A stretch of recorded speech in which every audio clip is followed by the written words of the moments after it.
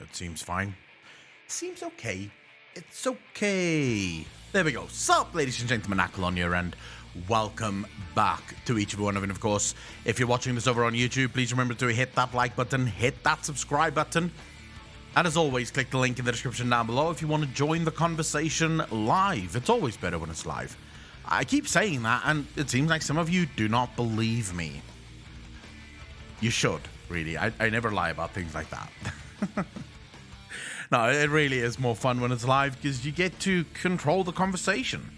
I basically talk about whatever chat wants to talk about. Enoch, good morning, brother. How you doing? It is a new week. Another day, another dollar. Mr. Smokin', thank you for the Prime sub, dude. Really fucking appreciate that. 2 months in a row.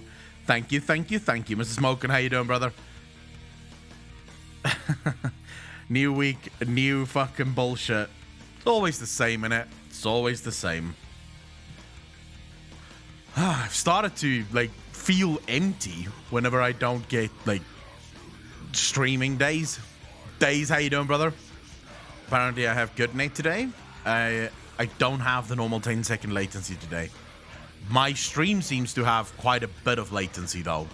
I'm not sure why OBS is being broken like that, but I can see you said that on your side, right? On the Twitch side, I can see that you just wrote that.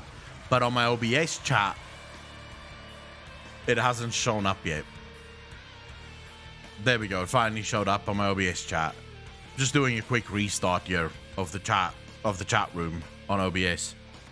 So that hopefully I can see what people are saying. Okay, you just wrote, oh wow. I'm not seeing it yet. There we go. So there's a fucking delay. I don't know why. Eddie, how you doing? Welcome to the stream. Shellball Games, how you doing, brother? Thomas, how you doing? Foul Druid, how you doing? Natora, how you doing? How's everyone doing? Welcome. Happy Tuesday to all of you. Priest on Art, how you doing, bro? Oh, fuck. It's good to be back. It's good to be live again. Holy shit. Why? It feels like it was forever ago, but it was just Sunday. It's literally Sunday that we've last been live, and it feels like it's forever ago. Doing all right. Frisky, how you doing, bro? Doing all right. Better than the folks on Twitter, apparently. Well, I don't use Twitter, but even my disconnected ass has heard the screams. Oh, Twitter is a nightmare. Twitter is an absolute nightmare. Fragilities, thank you for the follow. Really appreciate that. Welcome to the channel. Thank you. How was your weekend? My weekend's great. I mean, it's normal, innit? Like yeah. I don't do much on the weekends. I basically make videos on the weekend. That's literally what I do on the weekends. I make videos. So it's same, I suppose. I don't really do fun stuff on the weekends. Jace, how you doing? Hollywood, how you doing? Let's get it right. Is WoW fucking dead or what? We can talk about that, but WoW is almost definitely not dead, right? There's still a crazy amount of people that play WoW. There's always going to be people that play WoW. There's always going to be millions of people that play WoW, right? At least, I would say 2 million people that will not leave World of Warcraft, regardless of anything. So I don't think WoW will die. It will probably just go through some kind of change, and what Robostall said there is very true, right? When it comes to World of Warcraft, it's probably going to lose its spot as the king, right? Piero, how you doing? Morning, how you doing? Angawar, how you doing? Did anything interesting happen in the last campaign chapter, or is it not yet out in NA? Wouldn't be out yet. I think they have an extended maintenance or some shit like that, if I remember correctly. Widget, how you doing? From the effing early Arizona. What's the time now in Arizona? We're still waiting on one cinematic, right? I feel if I was not raiding and doing Mythic Plus, I would not be playing. But I'm in a guild, so kind of still fun if you ignore the systems. So I think if I'm going to let's sort of dive into this issue just a little bit, right? So if I'm going to let myself speak on the potential problems that World of Warcraft has and what the chances are of those problems taking down the game, I would say the chances of those problems taking down the game is slim to none, right? I would say maybe 5% chance. So there's always a chance of anything happening, right? Tomorrow, 90% of the player base could decide we're no longer playing, and then what are you gonna do? The game's dead, right? Mikimoto, thank you for stealing sub, dude. Really appreciate that. 3 months in a row. Thank you. But we're talking about likelihoods here, right? We're talking about statistical anomalies. It's highly unlikely that World of Warcraft will die. Now, you have to ask yourself, what is it that Activision and Blizzard want with World of Warcraft, right? Do they want to be the MMO kings? So do they want to be the largest MMO in the gaming industry? Or are they okay with just making a good amount of money, right? Even if it doesn't make the millions that it's making right now, or the billions rather that it's making right now, are they okay with that? So will Bobby Kotick settle for, say, 900 million a year from World of Warcraft? Or does he want a full, cool, I think currently they're making close to $1.6 to $1.8 billion a year just on World of Warcraft. Now, I would argue halving that would be a big problem for Mr. Kotick, right? I don't think Mr. Kotick would be okay with a halving of the revenue of World of Warcraft. So I do believe that there is going to come a point where World of Warcraft would have suffered enough losses to where the Blizzard staff, as well as Blizzard management and Activision management, eventually just step in and say, excuse me, but no, this is a big problem for us. You need to fix your shit, right? When will that happen? When will we actually get to that point? No, that could take years, right? Because there is, like Shadow Grove just stated there, the reason they still play World of Warcraft is because of their guild, because of their friends. Everyone they know is there. They all enjoy being there, right? And it's one of the things that MMOs... I mean, guys, to be fair, you all know that Fallout 76 is still fucking going, right? Now, if you want to talk about a dumpster fire, right, where you have a game that was promised at 16 times the detail, and it all just works, and nothing worked. There was less detail, unless, of course, what he meant was 16 times minus the detail, right? Then they obviously delivered on their promise. But the game was an absolute shit show when it launched, and it still has players. There's still thousands, if not maybe a million players that still log into the game every single day and still play it. They still love it, right? Because it comes down to community. It comes down to the people that you're playing with. Everything is fun when you're doing it with friends, right? It's one of the reasons I hate when people use the line, like in defense of games, and I got this a lot when I was covering Fallout 76 at the time.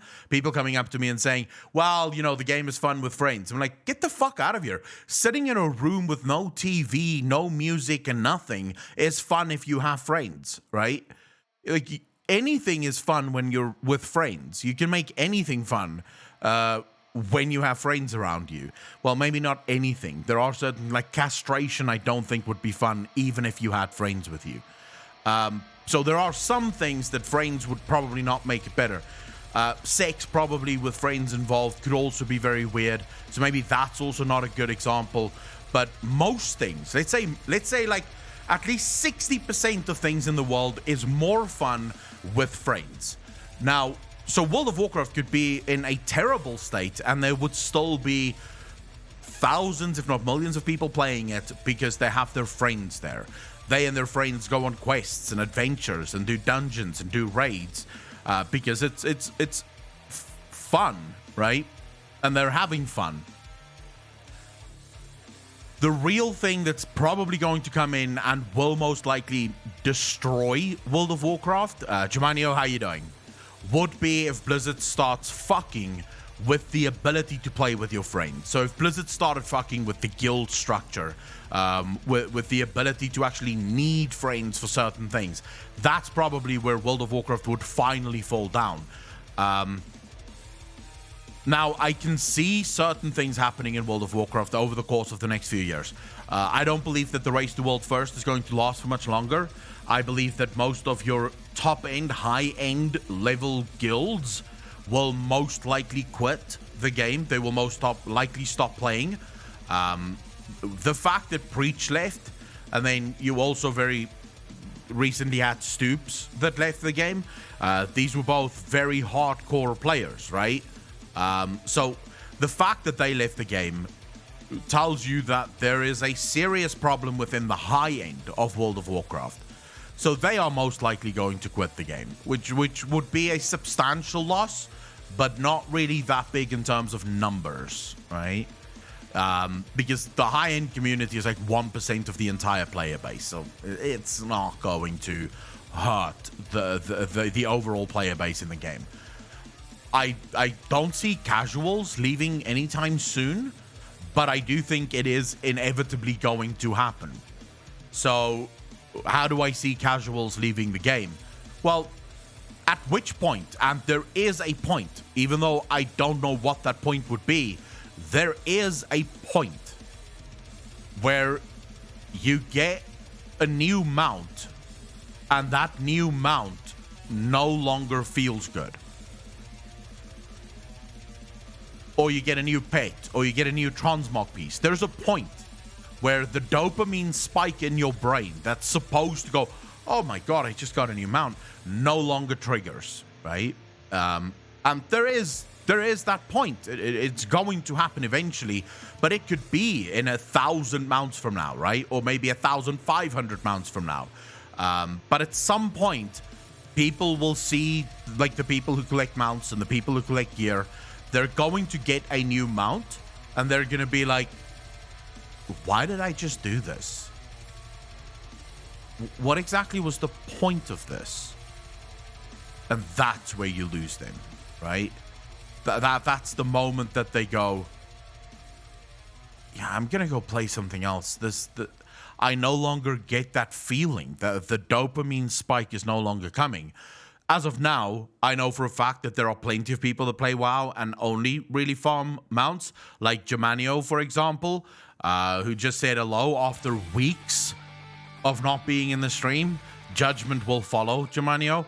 But I know, for example, Germanio loves collecting mounts and stuff. I know a few of you here love collecting mounts. And for now, you still have that feeling of, oh my god, I get happy whenever I see a mount coming. But that's not going to be forever, right? That is going to have a drop-off point. And considering that World of Warcraft builds nothing else into their game, their game basically only really caters to the people who's collecting stuff and the reward-based structures of the game. Once people realize that the rewards no longer offer them anything fun or good, that's over. Right? And I do think that Blizzard is sort of running the risk here because they keep releasing recolored mounts. Right? How many mounts did we just get? We just got something like 40 extra mounts in the new patch. Every single one of those mounts is a literal recolor of a mount that already exists in the game. This is where a lot of mount collectors will eventually go, am I getting as excited whenever I get another color fucking mount? So there is going to be a point where Blizzard will run into the issue of players seeing through the veil, right? In drama, we used to call this breaking the fourth wall, which is an absolute no-no. There are plays that is written with the premise of it being that you break the fourth wall, right? Dragon Wolf, thank you for the tier 1 sub, tier 2 sub. Really appreciate that. 8 months in a row. Dragon Wolf, how you doing, brother? For those of you that don't know what the fourth wall is, on a stage in a play, the fourth wall is the wall that exists between the actors and the audience. There's supposed to be a invisible wall there, right? And that wall is the you can't break that. And what they mean by breaking it is when an actor acts out of character, right? So it's a really bad set of acting, and the audience immediately realize, whoa, all right, I just completely lost track with the story, or the writer wrote something so gruesome or so evil. Again, a very, very big series in which this happened actually was Walking Dead, right? In The Walking Dead, people were all in on it. It was one of the biggest TV shows on the planet for a very long time. And then the writers went balls to the wall gruesome, right? You had people's heads being bashed in with a baseball bat, and you just had this extra level of evil in the series, and it caused the audience to see through the wall. The audience could no longer identify with the story, and once that happens, it's sort of over. So World of Warcraft right now, I think, is teetering on the brink of breaking that fourth wall, breaking that immersion, and if they ever manage to do that, it's over. Right, that's where you lose. You're going to lose millions of players because they're going to realize, well, none of this matters. Will World of Warcraft remain the king of MMOs? I don't think it's the king right now. I think if we got actual numbers released, Final Fantasy is kicking World of Warcraft's ass. The funny thing about it is that 95% of people that stop playing Final Fantasy absolutely love it. I see everything on Twitter. I see what people are writing. Hardcore World of Warcraft fans, people who logged into World of Warcraft every single day, are now logging into Final Fantasy and absolutely adoring their experiences there. So, you know, I would argue that probably right now Final Fantasy is the go-to MMO for a lot of people. And it's probably just going to keep growing because Yoshi P understands what his audience wants. He understands what the gamers want, and he puts a lot of effort into delivering what the gamers want. But WoW isn't dying. Not by a long shot. Not at least for the next 5, maybe even 10 years. There's still more than enough people that enjoy playing with their friends, that enjoy logging into the game every single day. I am not one of them. I haven't logged in a while. But, you know, there's still more than enough people that do log into the game every single day. I quit WoW when that was announced. Do you think this is just a new age of MMOs with WoW stumbling about? I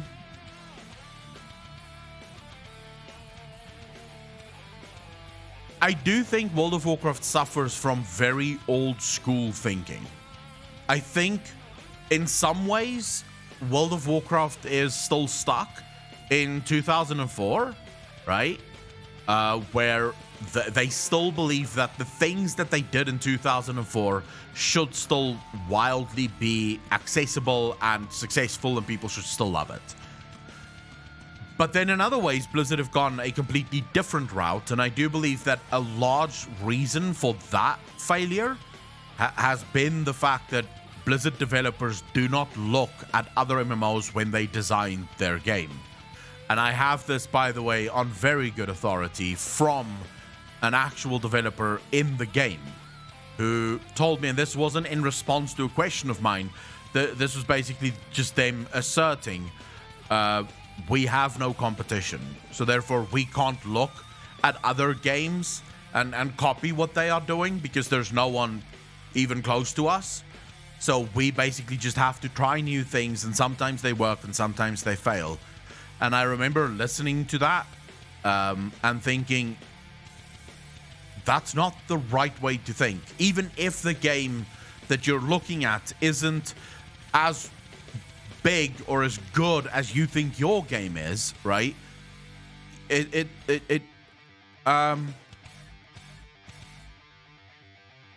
can always learn from other people, right?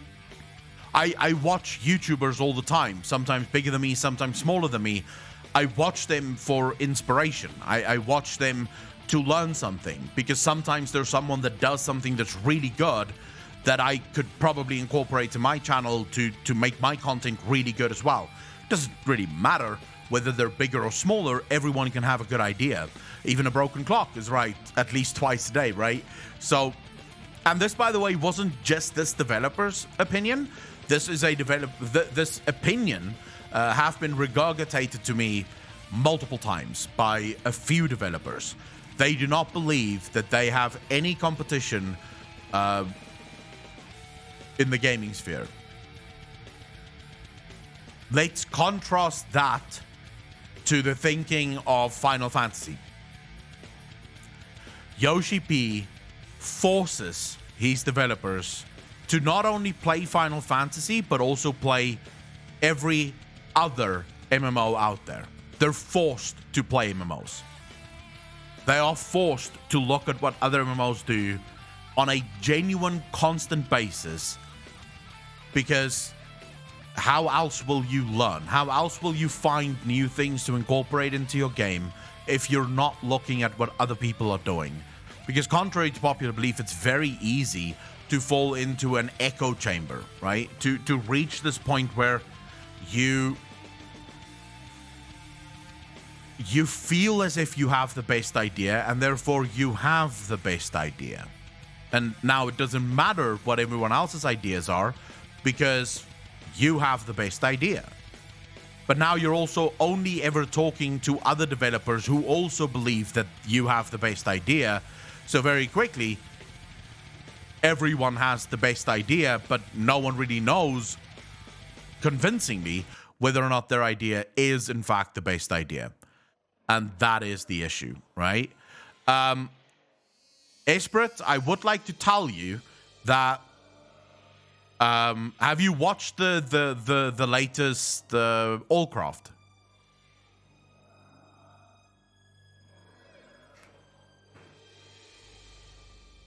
They spoke to Summit 1G, who only basically PvPs, right? So Summit 1G only PvPs.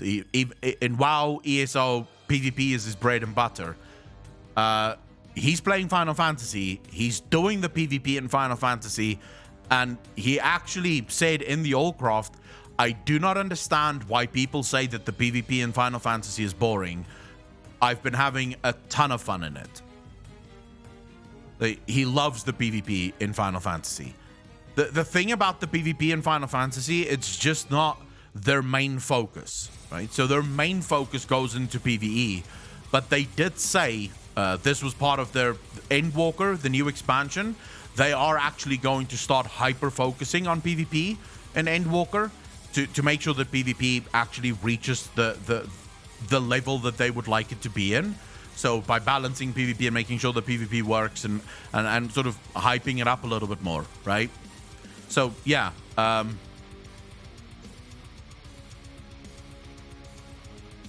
It's definitely one of those weird... Esper, according to him, he loves it. I've not done Final Fantasy PvP, so I can't answer that for you. But he loves it. And considering I've spoken to quite a lot of people who absolutely adore the PvP in Final Fantasy. They play Final Fantasy for the PvP and they really enjoy it. Yeah, Summit 1G is a huge fucking MMO fan. Like, he loves MMOs. The problem is just he started with MMOs the same as most other people playing World of Warcraft. He hates World of Warcraft now. So he's sort of tried ESO for a while. He's tried Guild Wars for a while.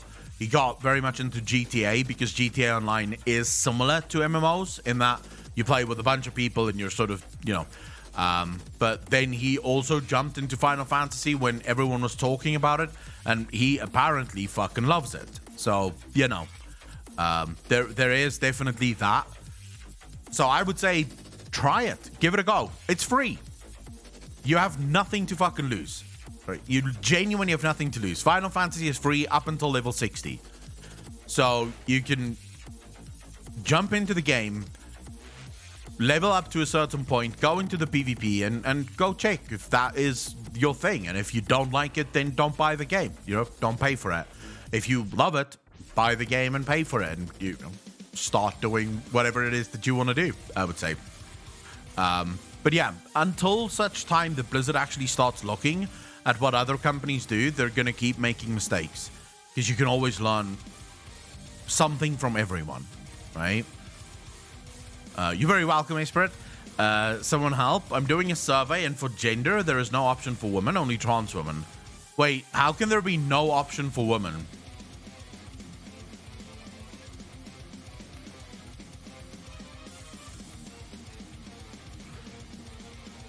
Off the top of my head, as one example, Final Fantasy, you can fly in a zone as soon as you map it out and finish the quest in that zone by the etheric wind shot. The flying in Final Fantasy is off the charts. It is off the charts. Xiang, you tried what? Might change if more WoW people play Final Fantasy. Mokachul, it's not actually about Blizzard.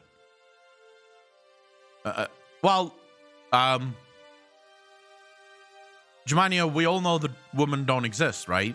At least not on the internet. So the survey is technically accurate. You are a conspiracy theory. You are a joke.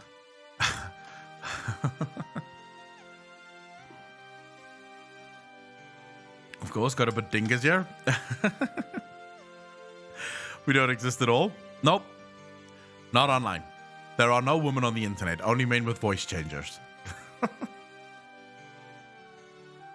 It's a joke. It's a fucking joke for anyone that wants to feel offended. Because I genuinely had a cancel campaign against me not too fucking long ago, like 4 or 5 months ago, where they highlighted me saying there are no women on the internet as abuse and toxic masculinity.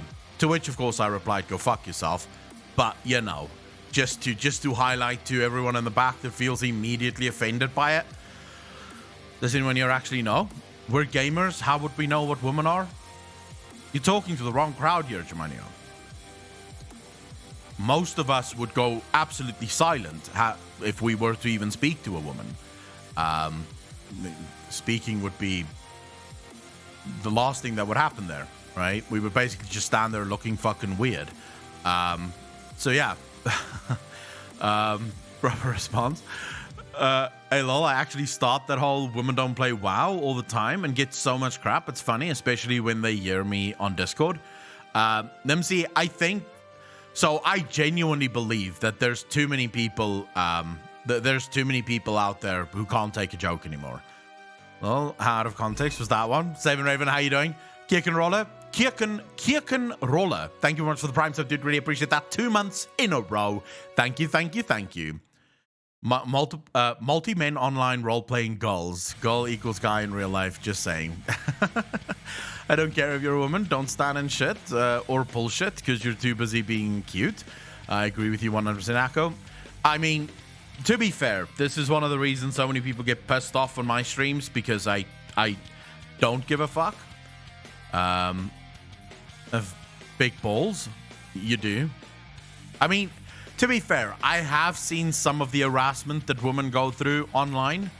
And while it's definitely... So it's very weird. I find it very difficult to follow. Holy shit.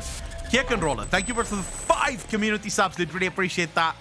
Can we get some thanks in the chat for Kirkenroller and the 5 community subs? Thank you, thank you, thank you. This is something that's very weird to me. I get... So it's sort of 50-50. Some girls I talk to experience a lot of hate online, or at least, like, not really hate, but some abuse online. But then there's also, like, the other 50% that genuinely tell me they've never experienced anything that's bad online. So what the fuck is going on there?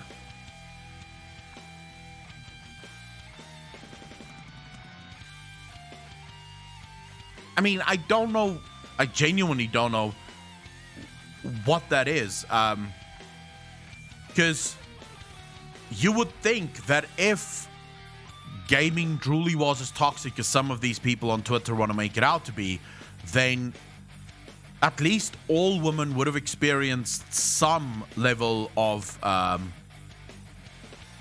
every single woman would have experienced some level of harassment online, right? You've encountered online? Silver Corpin, yeah.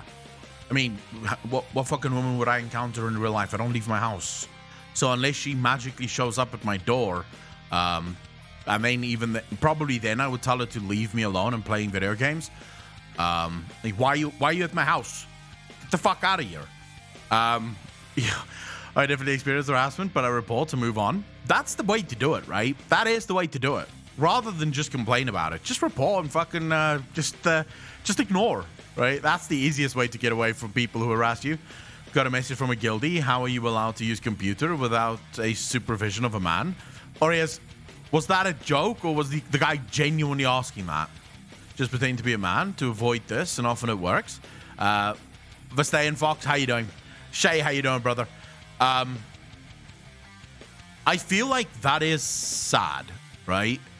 That guy should definitely not be allowed to even be amongst people. I mean, what the fuck kind of mindset is that? In order to do something, you need permission from a man. Like, what the fuck are you talking? I don't want that. I don't want to be the administrator of what women can do. I would not have time to do anything for myself. Why would anyone even want that life where your wife has to come to you or your girlfriend for everything she wants to do? At some point, I would look at her and go, just do whatever the fuck you want. I don't have time for this. Like, I have shit that I want to do too. I can't be sitting here every day trying to decide whether or not you can do certain things. Do whatever the fuck you want. Leave me alone. I'm going to go play some video games or whatever the fuck, right? I don't know why any man would want to be the administrator of anyone else's life, right? Or woman, for that matter. It was just like, oh my God, right? That just feels... Nate, you would think that's a joke, but I genuinely... I know guys who want that, who believe that, they should be the ones who give permission for everything that happens in the relationship that the girl does. I don't have the time. Now I have to live two people's lives? Like, Jesus fucking Christ. Just do whatever you want, right? And if it upsets me that you did something that I do not agree with, I will let you know that I am mildly upset about the thing that you just did. And then we can have a discussion like two adults about, why. Bigger balls in the relationship wins, so I'm in control here, of course.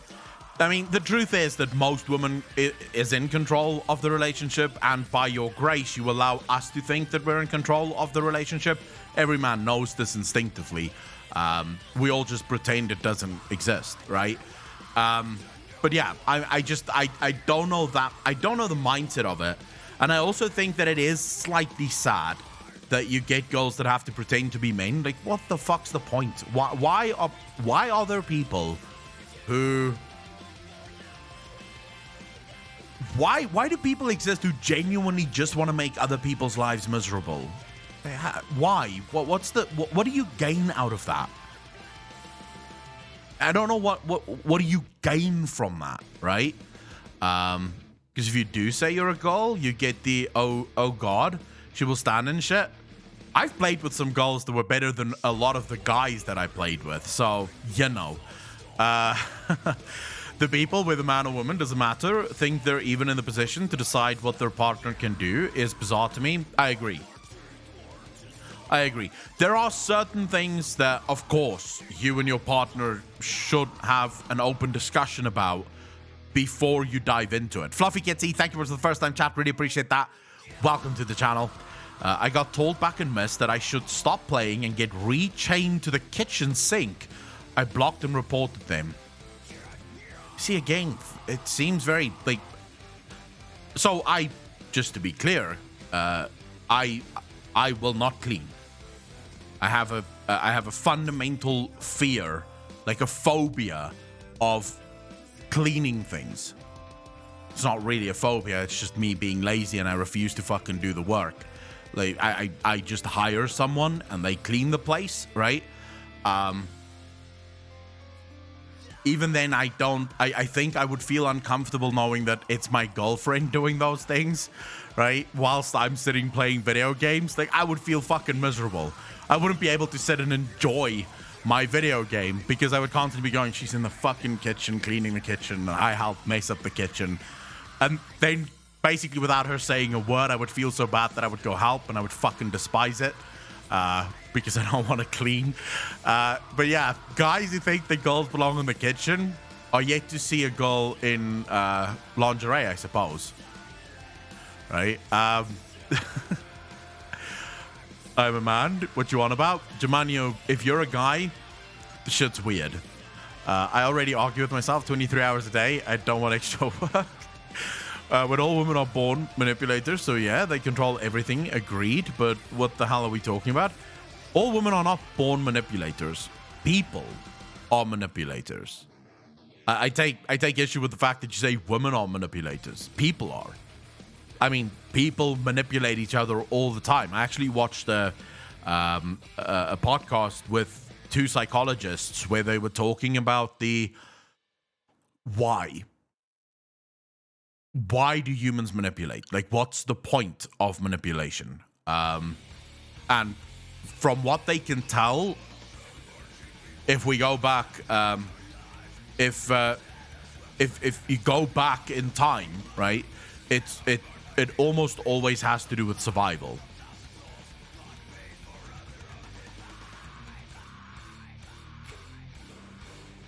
Mayo is brilliant. Chicken and mayo sandwich? Yes, please. I've been cooking whilst my mum's on Diablo, so no worries there. Those guys who've never seen a woman IRL. I think there are a lot of people who... I think there's a lot of gamers who haven't seen any woman online or offline ever. And then they somehow, don't know how to speak to people. Which... I don't know what you do with that. I don't know how you fix that. Because I do think that a lot of the time it is just jokes. I genuinely believe that. I don't think that all of the harassment that people claim that they get is genuine, right? I think sometimes it is just a joke. I think sometimes some guys... So I have a friend. I told Stream about this like almost a year ago. I have this friend who is... like, he's the biggest gamer nerd I've ever met in my life. And not because he plays more games than anyone else, but he fits the stereotype perfectly. This dude has 0 social skills. Like 0. Fucking none. He will make jokes where... Macmillan, how you doing, brother? He will make jokes, even to guys, that is completely uncalled for. Like, he does not know how to read a fucking room to save his life. He genuinely doesn't know how to read a room. This guy will walk into into like an AA meeting, right, where you have victims of assault, and he would make some kind of fucking, sexual assault joke without realizing that this is not the place to fucking make that joke, right? I have genuinely had times where I had to turn to him and go, no, not now. This is read the room, bro. This is the joke that you're making now is not going to hit with this crowd. He doesn't understand it. He genuinely doesn't, and you can see it also. He genuinely doesn't like going out. When we do go out, he tends to be more quiet. He just keeps himself sort of locked up. You see, he doesn't understand the small ins and outs of what human contact should look like. So he is one of those guys that might make a joke like, why are you out of the kitchen? Without realizing that that's not actually a joke, right? I'm not saying he's ever made that joke. I don't think he has. I think if he were to find out that there is a girl playing with them, he would just not speak. He would just genuinely stop speaking. But he would be one of those people that would make a joke like that. And if you don't know him, you'll feel offended. If you do know him, you'll actually laugh at it. Because you'll laugh at how inappropriate it is what he's saying, and the fact that he has no idea that he's being inappropriate. There's a lot of gamers with very little life experience. I mean, how can you have any sort of life experience? If you're a gamer, the vast majority of your time is spent online, right? So you're not really making up any sort of life experience. I have a tendency to make jokes, but it's to people like our Al friends that we have a line and we don't cross it. I think also, I do believe that it's a little bit of both. I think there are genuine people who are just horrible fucking sexist pieces of shit, right?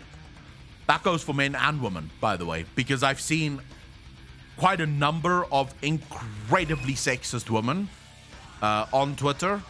And then they sort of pretend that they're not sexist. Sanan, thank you for seeing what's up, dude. Really appreciate that. 4 months in a row. Thank you, thank you, thank you. There are like, I mean, there's plenty of these who go.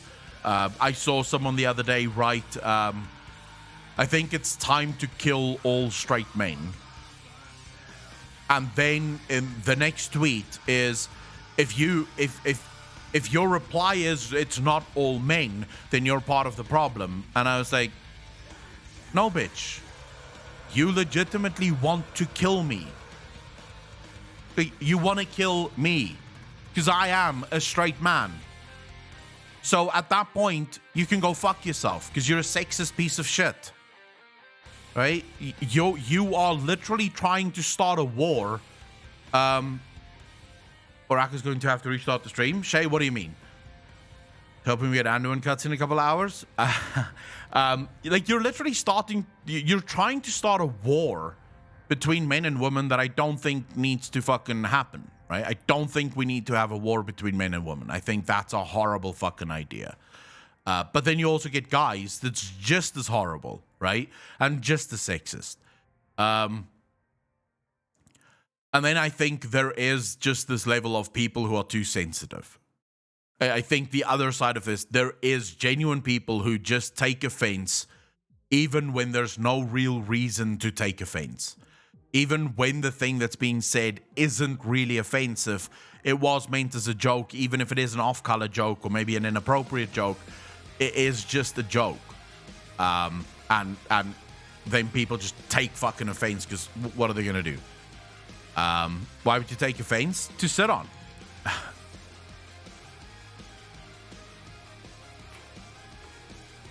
That's why Ultron did nothing wrong. He spent 5 minutes on the internet. It was like, nope, fuck the human race.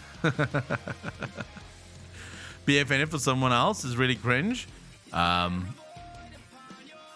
Of course, it's a generation of trying to win the Oppression Olympics. Take offense to protect your safe space. Same, it made me so sad to see the generalization that, oh, some bad guys did this, all men bad now. I'm like, not that. No, that's not how that works, friend. It fills me with joy to know that there are so many based fucking women in my stream. Based people, really. I feel like I have a pretty decent audience who understands nuance. And that makes me fucking happy. I genuinely get happy about that. Also, this Friday, myself and Mr. GM will be co-streaming.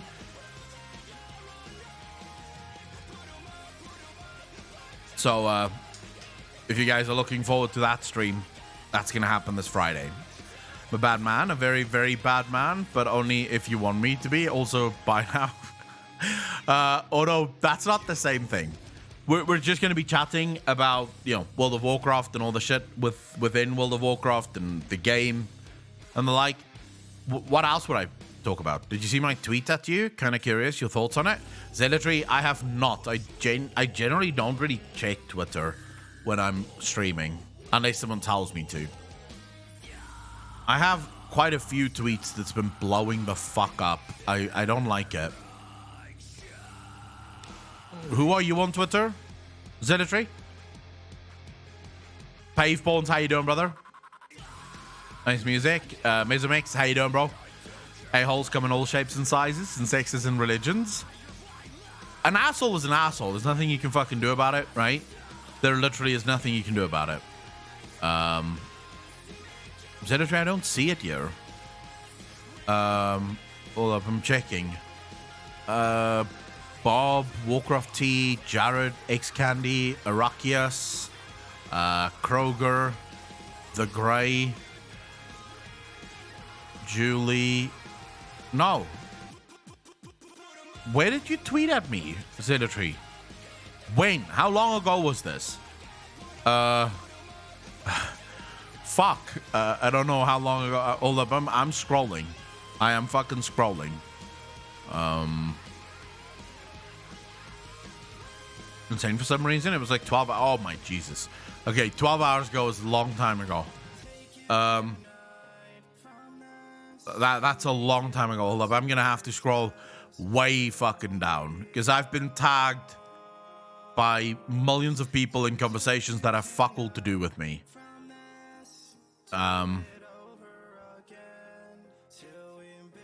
Yeah, I'm just scrolling through my notifications. I'm sure there's an easier way to do this, but I don't do much. I don't do much Twitter. I just tweet and then I stand back and watch the fucking fires burning, which is more fun to me. Xiang, fucking tweet that shit at me. Someone like the tweet so I can see the tweet. Love of God, people. I am boomer. I don't know this technology stuff. This technology stuff makes no sense to me. Thank you, Xiang. All right, so not sure if you've discussed, but have you... Oh, I saw this, Zealotry. Never mind, I fucking saw this tweet. I just didn't remember that it was you. Okay, so we have discussed Zuval's armor and his sigil. Not necessarily that it looks like the Primus, right? So I would have to go look at the Primus statue in order to see if it actually looks similar. But as for the leaked version of the Jailer being the Primus, yes. But that's because it was never the leaked version of the Jailer. It was always the leaked version of the Primus. Blizzard either played gotcha with people or, you know. A slew of people I follow pretty much blamed all the harassment on Asman, and Jeff Hamilton showed a person's LinkedIn on a post yesterday. Wait, Perpetrator, what are we talking about here? South Africa doing better? Amongst, how you doing, bro? I mean, better is a relative term. What do you mean by better? You mean the riots and stuff in South Africa? But there's two... Andy, the problem with this is there's two statues of the Primus. This is one of the statues of the Primus. And the other one, he sits on his throne outside the seat of the Primus.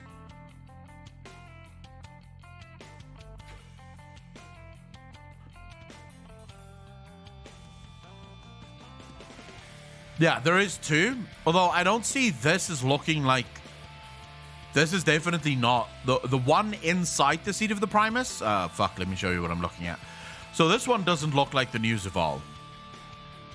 Did you get your vaccine already? Colors, no. Why would I get the vaccine? I've already had COVID. The riots, I know they were bad a little while back. Oh yeah, the riots have stopped, even though they're threatening to start it again. But the riots have stopped, so, you know.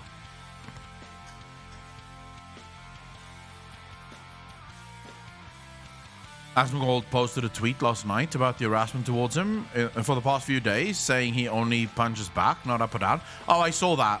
I did see that one. That tweet I did see. My second dose in 4 weeks. Today opens chapter 9. Do you think we might get some answers? Yeah, I don't see any of these tweets. Fucking pictures looking like the Primus's, like Zuval's armor. Except for the skulls, maybe?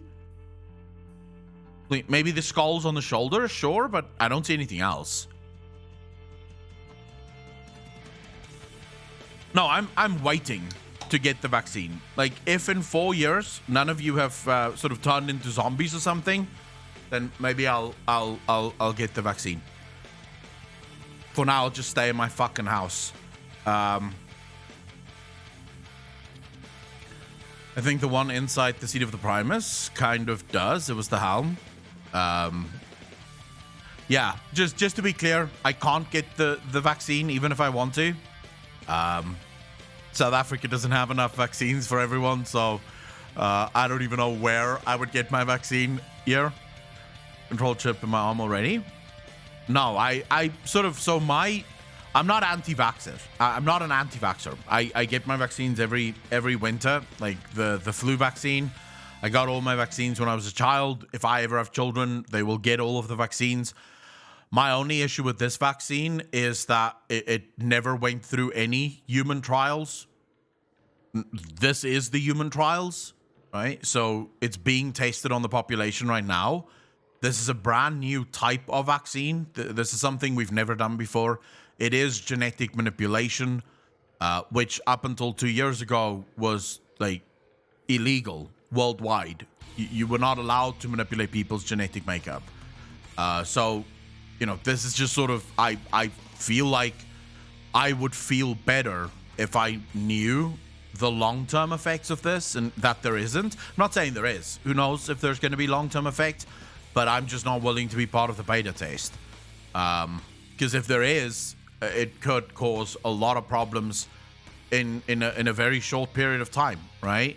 Yeah, you guys can test it for me, and if all of you are still alive in about 4 years, I'll get it too.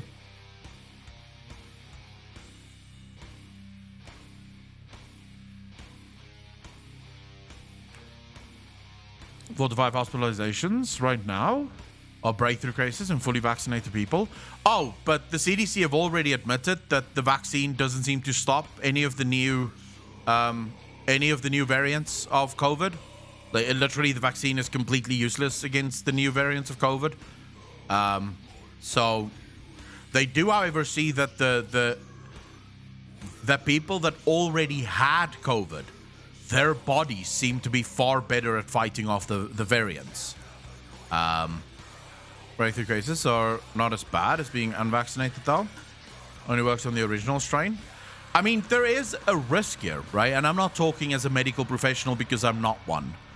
But there is a very big risk here. So they actually spoke to a few epidemiologists. I was watching this live stream where they were talking to epidemiologists. And the epidemiologists are kind of confused by the vaccine. And the reason they're confused is you generally do not administer a vaccine during a pandemic. The thing that you want to do if you're going to do a vaccine during a pandemic is you wanna have it in such a state that you can basically you want to have it in such a state that you can basically blanket the entire population within a week, the world population within a week. Because right now what you're doing with sort of this slow rollout of vaccines worldwide is you're giving the virus the ability to leap. So because some people are vaccinated and some people aren't, the virus simply learns how to leap. And so it starts leaping over the vaccine, and suddenly the vaccine is useless. But you've just given the virus a new trait, right? So, yeah, there's been like a lot of talk about that. I'm not saying I know what the fuck's going on, and everyone should decide for themselves what they want to do.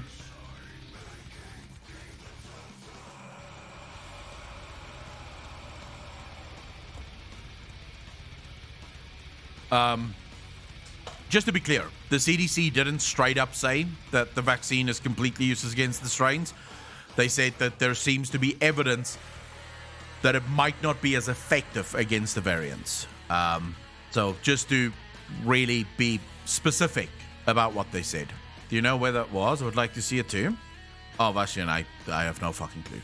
I basically scroll the news every single morning when I wake up, and I go through countless fucking articles on different things. Usually I stay away from real life bullshit. This just caught my eye, so I clicked on it and I read the article. And the problem right now is that the medical industry or the medical community is in flux. No one really knows what the fuck is going on, right? Because this is a virus that shouldn't even be with people. So is fully vaccinated, and we have we're having massive upsurge of COVID cases. I would trust 1 million years of evolution over genetic engineering. This is man-made. You make more sense than Fauci, aka Mr. Rabbit. I just don't trust Fauci. I'm not saying he lies. I don't know him. So I also don't really pay attention to anything anyone says, because no one fucking knows anything, it seems. But he just doesn't look trustworthy to me. I'm gonna have to head off, Akko. I've got some animals to go feed. Gonna go play God with some beetles wait, what? Beetles for the chicken? Giovanni, that's weird. They roll the vaccine out all at once. You still have people not getting it, which means it's still going to pass from person to person and mutate and form different strains. So the argument that they rolled it out wrong is kind of irrelevant.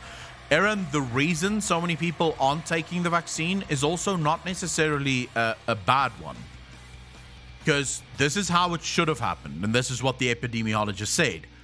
They should have worked on the vaccine and they should have made it, right? And then they should have started human trials. This would be, at least 2 human trials where you have blind tests, where you treat one group with the actual vaccine and another group with a placebo, right? And then you'll have an even larger group that you'll test on next.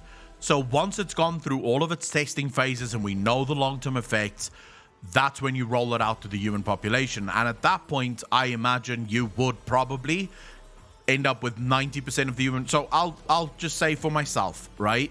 If I knew that this vaccine went through all of its testing and I wasn't the fucking the rat that it's being tested on, I would happily take it.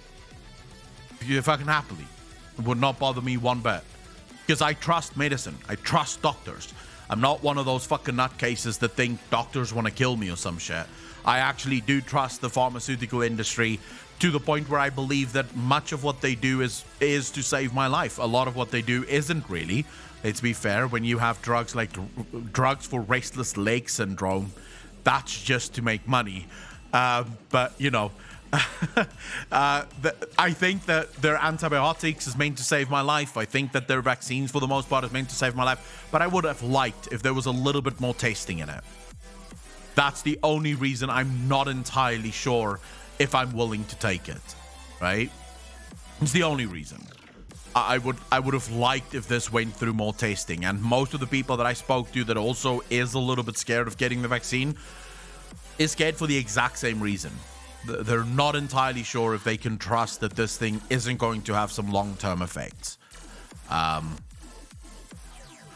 Joe, eat mostly bugs and scratch, not forager. But those doctors are different lizard people eating human babies, working for the... Oh my Jesus, this chat is devolving into an Alex Jones fucking stream. Guys, I don't have all the knowledge and all the theories that Alex Jones have. So I can't respond to everything, and I don't know half the shit that people are talking about. Doesn't like how politicized it has become. I mean, I've seen some pretty interesting things. Like, I've seen people coming out and basically telling me, on Twitter at least, I've seen people saying that we should deny treatment to all unvaccinated people. And they're not just talking about treatment for COVID, they're talking about treatment, period. So people who are unvaccinated are not allowed to go to the hospital. Now, once we get to that level of thinking, then, you may as well declare yourself part of the SS. Because that's technically, very similar to what the Nazis thought. They also believe that a certain group of people, is a problem and should be removed from society. So I do think that's where you get into some serious fucking issues, at least from my point of view. I got the vaccine. The only side effect I've noticed was that I made my donkey penis grow to the size of an elephant trunk. Hey, that's a good fucking side effect to have. Yeah, mayo eaters are the problem, and celery munchers. You do not get to speak, Germanio. You once told me that you were gonna go get snacks, and then you returned with carrots and fucking hummus. If that happened IRL, I would have been livid. If that was my wife or girlfriend doing that, I would have been single now. Fucking Jesus, imagine that. You and your wife sitting on the couch watching a movie, and she goes, "Oh, I'll quickly go get us some snacks." She fucking returns with carrots and hummus. I would be instantly, get the fuck out.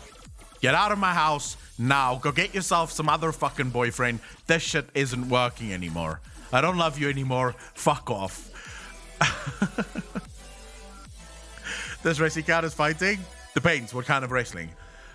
You'll hate what I'm eating for my celebratory dinner tonight, Akko. What are you eating, Germanio?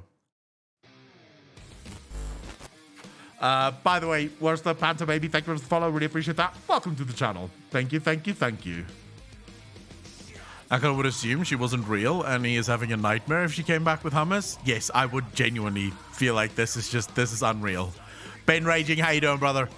I'm sorry, but there's certain things like snacks are supposed to be crisps or chips, you know, chocolate or like some kind of sweet. That's a snack, right?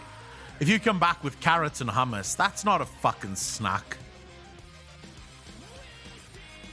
I mean, you could come back with little crackers with mussels and mayo on top. That would be a snack.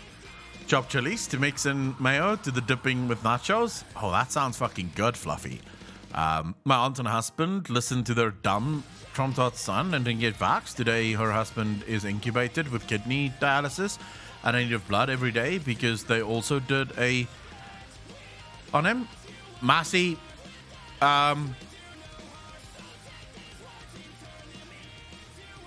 you think the vaccine would have stopped that, considering that the hospitals right now is absolutely full of people that were vaccinated and they still got the variant? I personally know of 2 people that have died even after getting the vaccination of COVID complications. So, also, I would prefer if you would refrain from using words like Trumptard. I couldn't give 2 fucks, to be quite honest. But there are people who probably voted for him, and you're gonna start fights that I don't want to my fucking stream. I don't care who you voted for, and I don't care how you feel about politics. I genuinely do not give a fuck.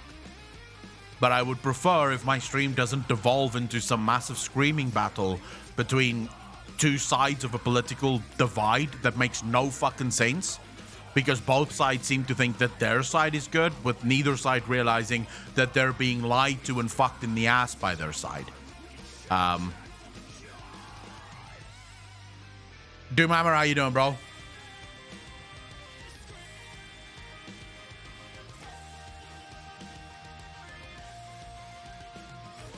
I genuinely, I want to be clear here.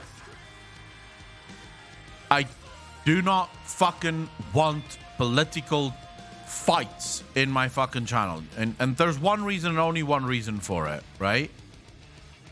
Doomhammer, how you doing, bro? There's literally just one reason for it. If you think that your side is better than the other side, you're not paying attention. Genuine.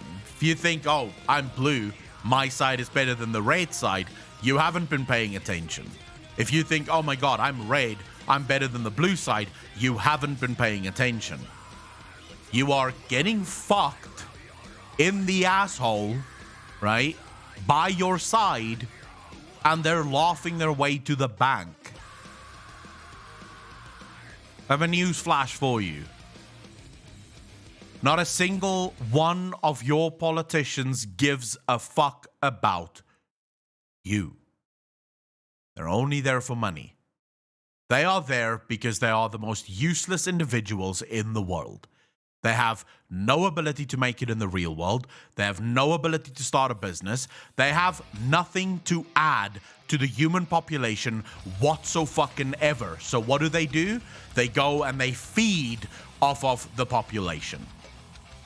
So if you're going to start a fight in my stream about your side or the other side being good or bad, you're in the wrong place. You're in the wrong fucking place. Because, yeah, fuck it. I don't care who you vote for. Vote for whoever the fuck you want. It's a waste of time. I am the only person that I know that isn't allowed to complain whatsoever. That is allowed to complain about just about everything. Because I have never casted a vote in my life. I am the only innocent person I know. I have never casted a vote in my life. Like, never. I've never voted. I've never been registered to vote. When I turned 18, every one of my friends was like, oh my god, we have to register to vote. We have to make a difference. And I was like, nah. I don't like these people. I won't vote. I've never voted. Not for a single thing in my life. I got fined for not voting recently. I would pay the fine fucking gladly. Luckily, there's no fines in South Africa for not voting. But you are allowed to complain if you don't vote? Yes. I am the only person that's allowed to complain. When you cast your vote, it's like hiring a lawyer, right? That's literally what it is. My politics, all politicians get fired. We welcome the arbiter, who will come to our universe and dominate everything, including Blizzard. No. Fuck your arbiter. When you vote, you're basically hiring a lawyer, right? To speak on your behalf. That's what you did. You voted for someone and you said, they will speak for me, right? So then you can't complain if the way they speak for you is not the way that you actually voted. You voted for this shit. I didn't vote. I didn't want any of these people to fucking speak for me, yet they keep ramming things down my throat that I didn't ask for. So I can complain because I didn't want any of this in the first place. The people that voted, you don't get to complain now. You got what you fucking wanted. Your person is in office and he's fucking you all the way to the fucking finish line. Talk on my stream about politics, church faith, it never ends well. Oh, the reason it ends really well on my stream is I piss off everyone. So both sides is united in their hatred for me at the end of a political discussion. So no one can sort of go, yeah, he took my side, or, you know, everyone sort of pissed off at the same time. So that works well. Cheese and pepperoni. Nimsy, perfect. That is the perfect pizza. Everyone knows that. I'm assuming you're talking about pizza because cheese and pepperoni is pizza, right? Would I move out of South Africa? In a heartbeat. Yeah. Yeah, if I had the power to move out of South Africa, I would already have been gone. Be back in a few hours. Shit, Massey. Fucking good luck, bro. I feel the pain of power cuts, dude. I feel them. No. Well, mushroom is good as well, but I prefer just pepperoni and cheese. Double cheese, of course. Single cheese is horrible. Never do single cheese. Indeed, talking about pizza, lol, and I agree with you 100%. Like, my perfect pizza, I had seen a pizza the other day that I fucking wish I could eat. It's called a fetteroni. My brother had one. And it looks so fucking good, dude. It's pepperoni with feta cheese and something else. I don't know what else was on there. But I kept looking at it and I thought, oh, fuck, I wish I could fucking have that. EU, NA, or AU? AU was Australia, right? Amongst, I would have moved to Australia because there's too many spiders and shit there, and I don't like spiders.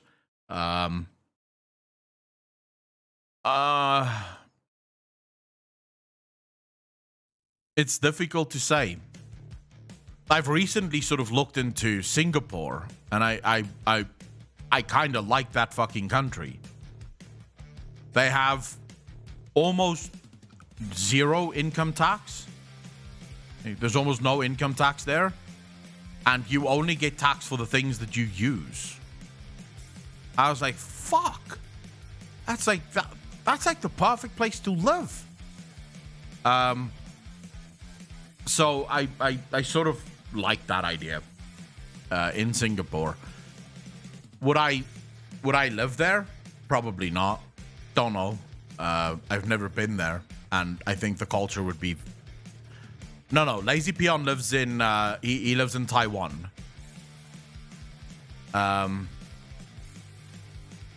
Singapore looks like a cool place to sort of visit. So if I could choose where to live, it would probably be the US. It would most likely be the US. Sean Butts, thank you for stealing something. Really appreciate that. Welcome to the Fat Fuckers Club. Thank you. Bitu, how you doing, bro? Fat Man Echo, today's the big day, huh? The final remaining hidden cinematic. If we get it today, right? If we get it today. What do you mean, my bad? Oh, you mean for the Taiwan thing?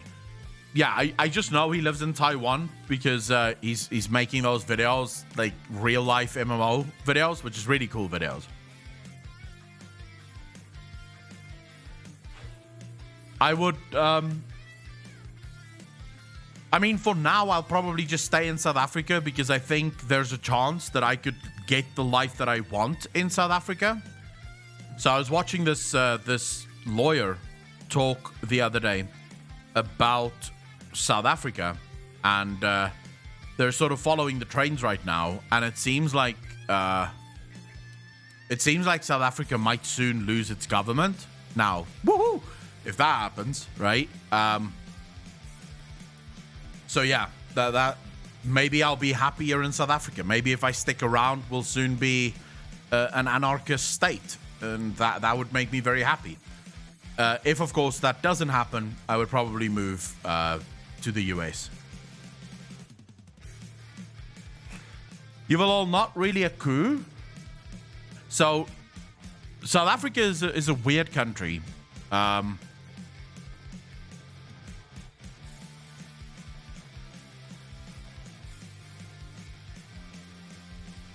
So if you look at the economic state of South Africa, it is a failed state, right? It's a failed state. Our economy looks similar to that of Zimbabwe and others. So the country is in really dire straits. The problem is that the government believes that the way for them to fix the country is to involve themselves more in the country, right? So they believe that with more involvement in the economy, with more involvement in the general general business life of South Africa, they can fix the problems, right, of South Africa. They don't have the money or the resources to do this. So what started happening in South Africa is most neighborhoods and towns have turned to the free market, the private market, to do the things that the government cannot do, right? So as the government keeps failing, and they fail all the time, the free market is starting to take over a lot of the jobs that the government was meant to do. And according to analysts and the analysts that sort of crunch the data of South Africa, this will only continue to the point where the government effectively rips itself apart. And it's gonna happen. It's gonna take some time, but it is going to happen. And then from that, there's a chance that they're gonna turn to, what is this? All about my friend. You can donate to folks. You don't to my country. I'll buy in bulk. Come on, dude. What people do you want donated to your country? Since you hate spiders as much as I do, please don't show me things about spiders. Yeah, I'm not fucking clicking on that minion. Are you crazy? I literally just hovered over it. It's a massive fucking spider. I'm not clicking on that. I don't want to be uncomfortable while I'm watching this. Holy shit. But yeah, so I've been like, I'm looking forward to the day that my government crumbles. It's going to be glorious. And my constitution allows for my constitution actually does turn South Africa into a federal state, right? So my constitution actually says that provinces are supposed to be able to make their own laws and their own rules, and that provincial law sort of supersedes national law. So hopefully in time, that's exactly what we get here. If we get that, I have no reason to leave South Africa. I've seen The Huntsman. Ziang, I'm not fucking Googling that shit. Potato, how's it like to live in South Africa? Living here sucks dick. Living here sucks dick. Just visiting here, it's absolute gorgeous country. With so much to see, so much to do. But living here is absolutely horrible. So you pay more taxes than most other countries in the world. So your taxes is similar to that of massive socialist countries, although you get nothing in return for the taxes that you pay. If you relied, for example, on the state healthcare system, you would die. You would legitimately just fucking die. So, you know, There's no safety net, not really, unless of course you count $25 a month as a safety net, which is basically what they give you if you don't have a job. And your money really doesn't go to making your life better at all. So South Africa actually has the biggest disparity between paying taxes and the services that you get for the taxes that you pay. 95% of all taxes that you pay will not come back to you in the form of services. It will be going to other people that do not pay tax whatsoever. So it's a horrible country. It's a horrible fucking country with a terrible government that is absolutely fucking useless. Then Cape Town. Absolutely Cape Town.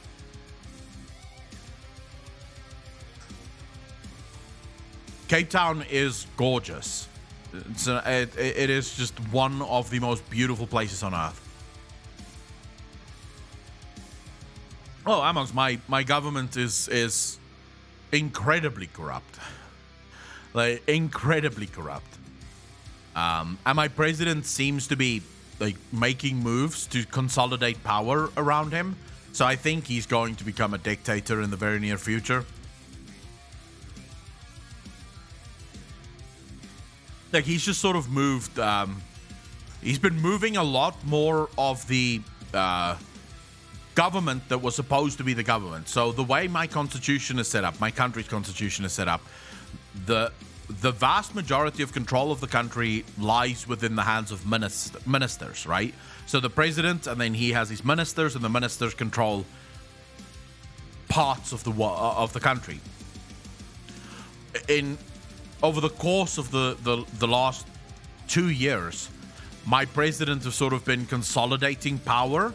So he's been taking power away from ministers and moving it to him. So he now has the power to do a bunch of different things, right? So it might soon happen that he decides that fuck this whole voting thing. My country at the moment of apartheid, light version that sort of says the natives, me, have special rights.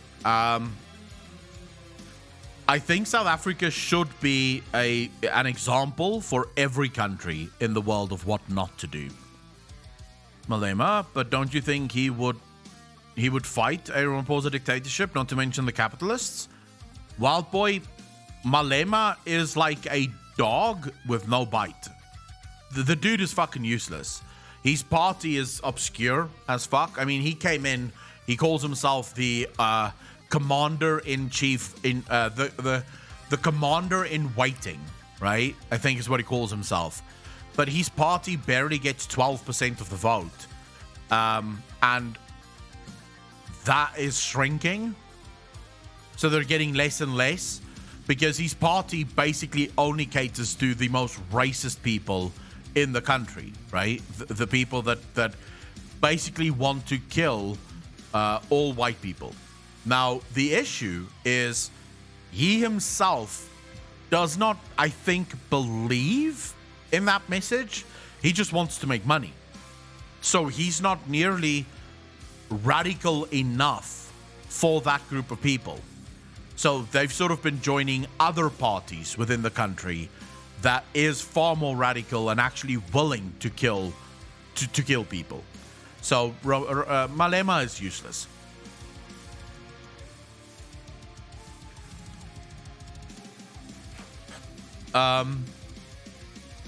No, Potato, I could never agree with that statement. I could never agree with any statement that pits people against one another and sort of tries to decide the value of a person. I can never agree with that. I don't give a fuck how much progress you want to make. If people cannot be free and equal, there's just no, I don't care. Because that's progress that, first and foremost, discrimination does not actually lead to progress. As much as people would like to think, slavery was actually economically very bad. It is actually not economically very viable. It doesn't. present nearly as much of an economic boom as people might think it does, because people who aren't paid and aren't working willingly tend to not work nearly as hard, right? So why would you want to keep a group of people down for what? Isn't it better if everyone can partake in the economy? So here's my thinking, here's my problem, for example, with apartheid in South Africa. And there are still people who dream of the days of apartheid as if that was some fucking golden era in South Africa. Why would you want a group of people in your country incapable of buying anything, incapable of having money, incapable of participating in the system? I mean,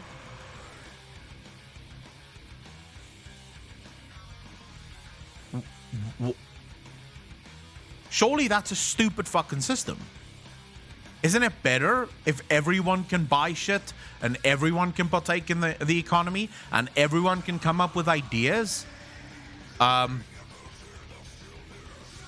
Mokra, I'm talking about equality of opportunity, not equality of outcome. Equality of outcome tends to lead to the death of millions of people.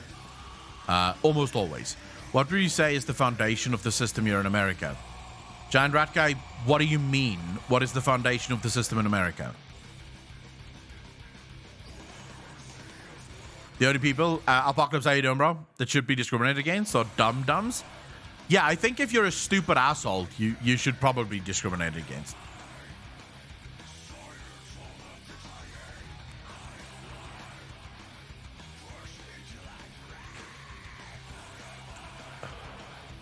Sean the non-believer, Sean. The preamble of the Constitution. Whoever has the most money has the most power in the US. You see the problem with... So, this is why I say...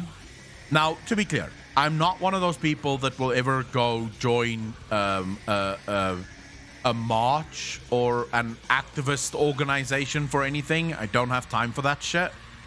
But when you, for example, see these young people, right? And I want to be clear, I do not agree with the riots that we saw last year, right? I don't think that that's on, because in the end, they destroyed so many businesses of the very people that they claim to be representing, right? I literally saw this older black couple crying because their business got fucking torched. They didn't have insurance on the business. They weren't some massive conglomerate. These were just two elderly people that used their savings, their life savings, to start a business, and it got torched during the riots, right? By people claiming that they're fighting for racial justice, which they weren't. They were screaming against the system, right?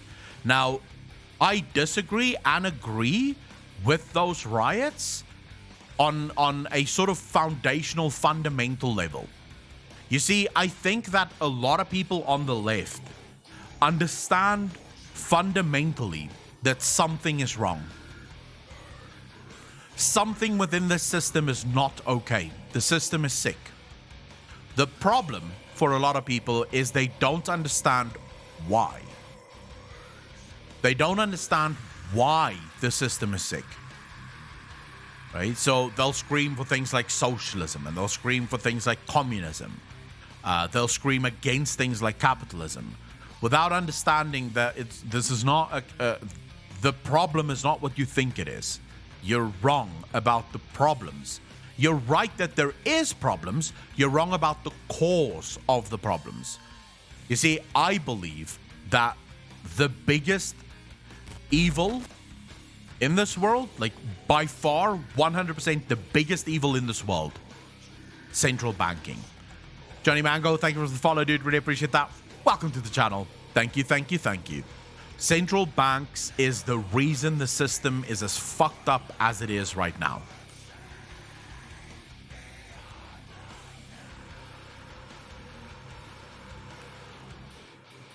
No, I think the Eternal Ones were always gods. I think they were created to be gods. Their creation was by the first ones for them to become gods and to rule over the Shadowlands. So why do I say that central banks is the biggest evil in our world today? You see, central banks allow for people to enrich themselves on the back of other people without the people who are enriching themselves doing anything of value. So, for example, right now, the central bank is printing billions upon billions of dollars every single day. You guys do realize that someone is going to end up paying for the billions that's being printed right now. Yeah? Like, you realize that that money isn't just going to go away. So there's basically two ways for governments to fund their spending. One is through taxes, right? The other one is through inflation. Someone must pay. The government debt doesn't just go away. Someone has to pay for government debt. So governments can either let the people pay through taxes, not very helpful. People don't like their taxes going up. Or they can do it through inflation. Now, inflation is okay as long as you can control it, as long as you can keep it at a steady level. But if you keep printing dollars, you eventually get to a point where inflation reaches 12, 13, 20, 25, 100%. What that means is you go into a restaurant to sit down to have coffee. By the time the coffee arrives, the price of the coffee have almost doubled. That's what hyperinflation means. So by the time you sit down for dinner, when your dinner arrives, the price of that dinner have doubled. That's how you now pay for the government's expenditure. So people understand that something is wrong. They just don't see why something is wrong. So I cannot wait for the day that the central banking system fucking fails. And I'm not saying that Bitcoin is necessarily the answer or that cryptocurrencies in its current state is the answer, but at least with something like Bitcoin, something like cryptocurrencies, it's fair. There's no central body that can sort of create more or less depending on what they want. It's a fair system. You buy into the system, you get what you pay for, right? I think it's still in its infancy, so I think there's going to be it's going to be years before the cryptocurrency market is in such a place that it can actually replace money. But I think that's sort of the only hope we have right now.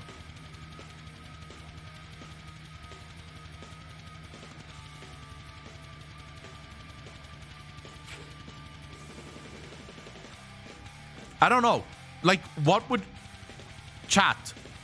you guys see as the best world? Like, the world that you would want to live in. What would you see as that world?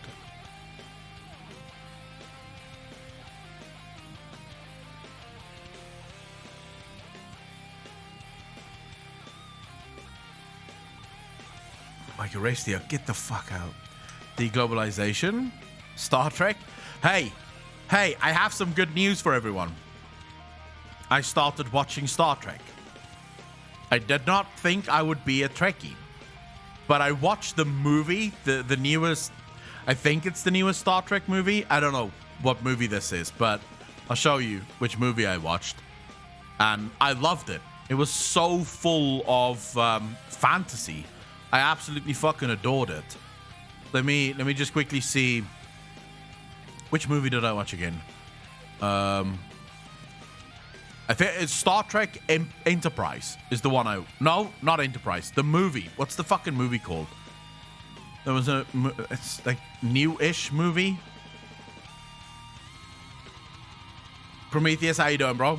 It's Jar Jar Abrams Star Trek. Yeah, I watched the Abrams Star Trek. It was good.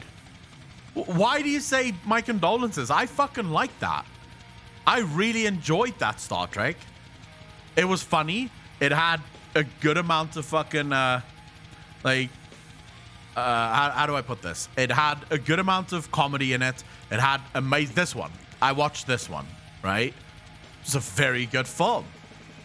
I just rewatched Stargate a couple nights ago. I missed that series so much. So I started with this. I was very bored, and I thought, fuck it, I need to watch something, right?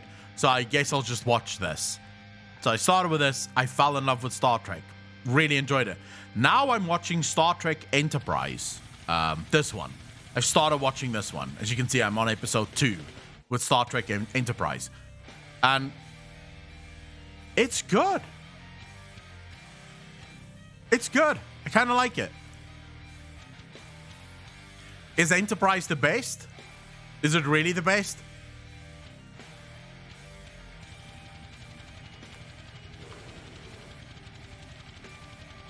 The original series in DS9 is the best. I don't know what DS9 is, though. I haven't watched Black Mirror. I've watched episodes of Black Mirror, but not the full, like, not all of it. Deep Space Nine. If I really enjoyed The Expanse, should I become a Trekkie too? All my mates tell me to. I would say it really depends, right? Because I know there's a lot of Trekkies with their own sort of likes and dislikes, and some Trekkies like certain things and other Trekkies like other things, right? I started with this Star Trek. I thought it was really fucking awesome. Really enjoyed it. I'm watching the Enterprise right now, and I think it's really cool. I'm really enjoying the fantasy of it. I love fantasy shows. Anything that has to do with the stars, anything that has to do with sort of just throwing you into a fantasy world is amazing. So this is Deep Space Nine.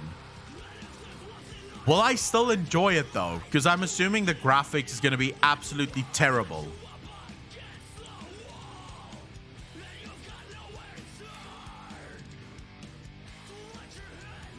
You ready to agree that Star Wars is absolute trash? Sci-fi now?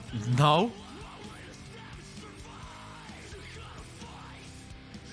No. I mean, look, Star Trek is good, but Star Wars is better.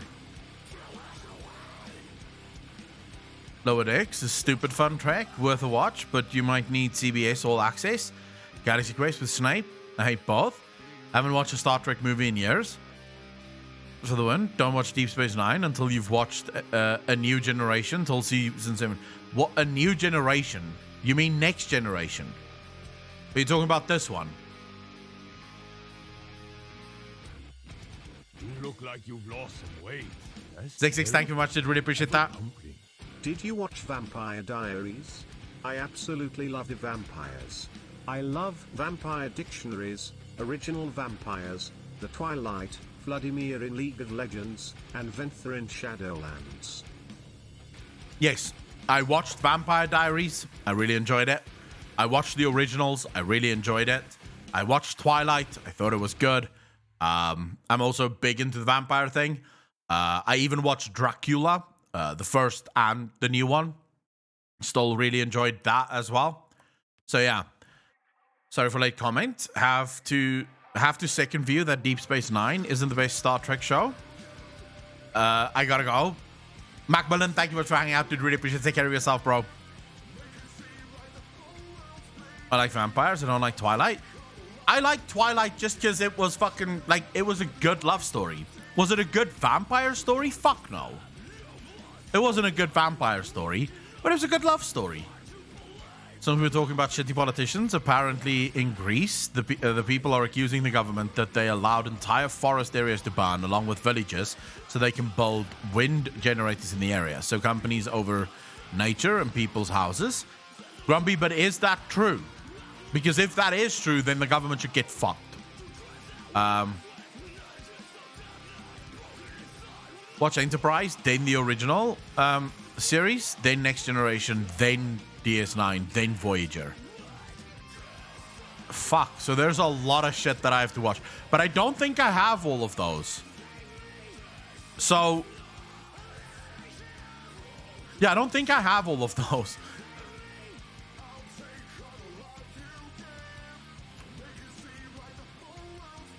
Some actually good vampire content. CDJ. Okay, so not everything that you guys have on Netflix, we have in South Africa. So, for example, these are the Star Trek ones that I have. I have the Next Generation, I have Enterprise, I have Voyager. I don't think I'm gonna watch Discovery. I've heard bad things about Discovery. I don't know what this one is. It's just called Star Trek. I don't know what this one is. Then I have Deep Space Nine. Then I have For the Love of Spock. Again, don't know what the fuck this is. I don't know.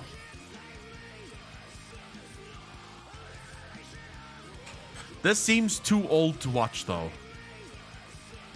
If you can look past the semi-bad acting of some of the actors. For the Love of Spock. Oh, it's a documentary. Okay. The original series, still really good. I don't know if I can watch something that's this fucking old, though, dude. I feel like I would struggle to watch something that's that old. I'm not big on very old movies. So I actually sort of hate really old movies. I don't like old movies. I'm even fucking struggling to watch Star Trek Enterprise. And that's from 2004, so it's not that long ago.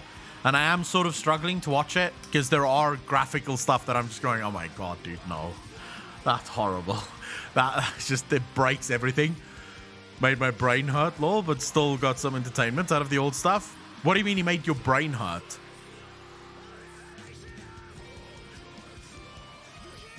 Flunderoinkies, how you doing? Have you watched Battlestar? Yes, I've watched Battlestar Galactica. Amazing. Wait, his acting wasn't good? Because I would say William Shatner is an amazing actor.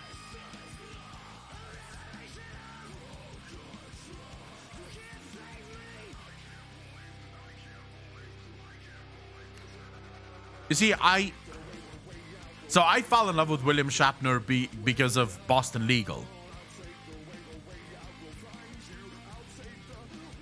Boston Legal made me fall in love with William Shatner. Because he is... Oh my fuck, he is so funny in that show. Rain, how you doing? That series with Shatner? Oh my god, Nimsy, you've never seen Boston Legal? Do yourself a favor, get Boston Legal. It is fucking hilarious. Okay, so Boston Legal is a spin-off of The Practice. You don't have to watch The Practice. I watched The Practice. It's far more serious and far more sort of, in your face sort of law firm bullshit. But then right at the end of The Practice, what's his name? Alan, but what's the actor's name? James Spader. Right at the end of The Practice, James Spader joins. So when Practice ends, Boston Legal starts up, and it's basically James Spader and William Shatner, who plays the two main characters in this law firm. But the shit that they get into, the things that they fucking do in that law firm is just, it's sometimes beyond belief. Like, yeah. So William Shatner eventually, he basically has Alzheimer's, right? But he doesn't want to admit that he has Alzheimer's. So he believes that he's got mad cow disease, right? Because mad cow disease sort of presents itself similar to Alzheimer's. So he goes around telling people that he's got mad cow. There's even an episode where he's cleaning his guns and then he shoots into the fucking roof of the law firm. Everyone sort of ducks and falls to the ground because they believe they're being shot at. So it really is just such a cool fucking show.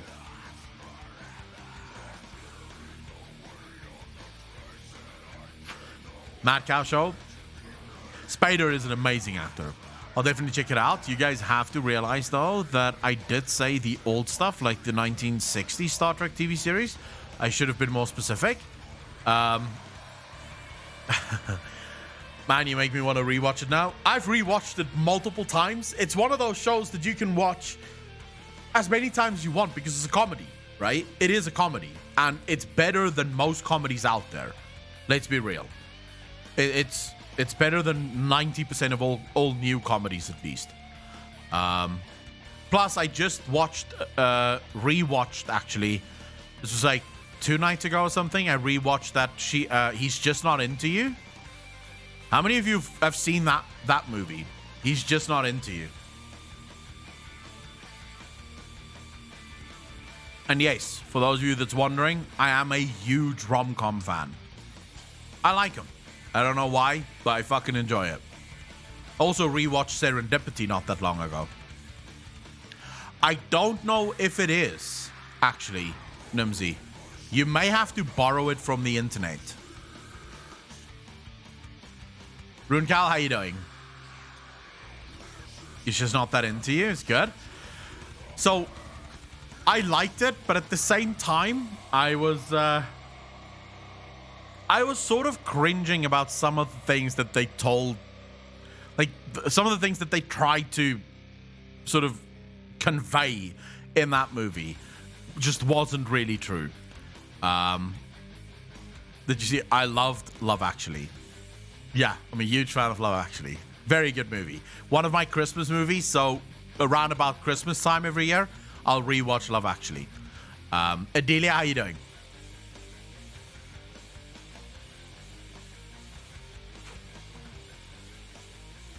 Love Actually is very good. Base rom-com, Transcendence. I've never seen Transcendence. I would actually say one of my favorite rom-coms ever would be Serendipity. If you like fantasy series, watch Lost Girl. It's 6 seasons long. Lost Girl. What's that about? Do I even fucking have that? Lost Girls. No, this is a movie. I'll have to go check it out. Unfortunately, they took it off Netflix. You've lost me at rom-com. You mean like quirky romance? Not quirky, right? So there are certain fucking Apocalypse, you know how it goes. You suggest something to me, right? You'll tell me like a year ago, hey, Echo, you should really watch this thing. And then after about like, you know, a year or so is when we'll revisit it, and I'll go, yeah, sure, I'll give it a go. Corky Romano is a movie. I've never seen that. So what's Lost Girl about? It is about the Feywild. The main character is a succubus. It has shapeshifters and sirens and all other sorts of fantasy humanoids. Your idea to watch it and start recommending it to me. Flight Attendant, that is the title. Supernatural is also one of the greatest series ever made. I'm very curious about the new Dune movie. Yes. The new Dune movie does look good. Not gonna lie. I'm looking forward to that. Wild Boy actually told me about it. We watched the trailer. Not before Twitch became really anal about bullshit. Nailabs, thank you for the prime sub. Really appreciate that. 4 months in a row. Thank you, brother. All right, so before we continue with the movie talk, would you guys like to discuss a little bit of the title of today's stream? Yeah, Supernatural, they should have put off the ending of Supernatural till such time that they could actually get all of the actors together. Because the ending is absolutely horrible. Nice, ethics. The ending of Supernatural just did not do the show much justice. Also, I'm not entirely sure if I'm okay with Dean. Let me not say anything anymore. Let me just keep quiet, because maybe there... Is there anyone here that haven't seen Supernatural yet? I've watched Grimm. I did not enjoy it. Into Judas. It was good, but it wasn't great. All right, I'll shut the fuck up then. Watch the last, and then we'll talk when all of you have seen the last season. I won't spoil it. And watch the ending yet? Well, I figured you was gonna tell us to go troll the rest of the world, Echo. I'll never watch it. The writers should have ended the Supernatural show in the apocalypse. Grumpy, I loved every single season of Supernatural. But mainly because of the feeling that it gave me while I was watching it. So it's a really fun feeling. It's just a nice feeling.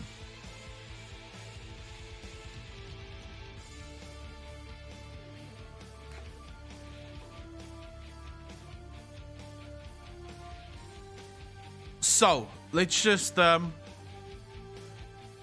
let's start talking a little bit about the topic of today's discussion. I want to highlight a couple of things, right? Now, before we get into this, allow me to make one thing very, very clear. I do not and will never believe that a content creator is responsible for the actions of their viewers.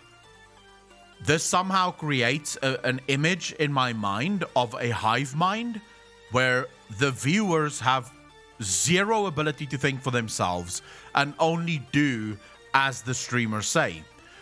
What these people, like Really Tired Guy here, is conveying is somehow some kind of cult behavior where I am somehow... So, just to be clear, if I were to say on stream right now, listen here guys, go fucking attack Really Tired Guy, go tell him what a big fucking moron he is, that would be on me, right? That's my actions. I have now set forth in motion a stream of hatred that's going to go to that guy. That's my actions, and I should be held responsible for them. Now, because I do not do that, and I do not want you to do that, if people decide after listening to my chat to attack the guy, how is that my fault? I didn't tell anyone to do that. I'm simply responding to something that this person is saying. Now, let's be very clear. When you put your thoughts on the internet, you are open to being ridiculed and also dissected. You decided to put your thoughts on the internet. Once you go on Twitter and you write some bullshit, whatever that bullshit may be, you have said it's okay for other people to react to this. It's okay for other people to also form their own opinions on it. I believe that every single member of my community have their own mind. They have free will. They can decide what they want to fucking do. It's not my responsibility to take care of anyone else. So, Really Tired Guy, so somehow every dev gets jumbled up and is held responsible for every game system being bad, but Asmongold is absolved of all wrongdoing when he witch hunts a dev, literally never happened, and has his rabid followers harass an individual into privating their account. Pretty weird. None of this ever happened. None of this ever happened.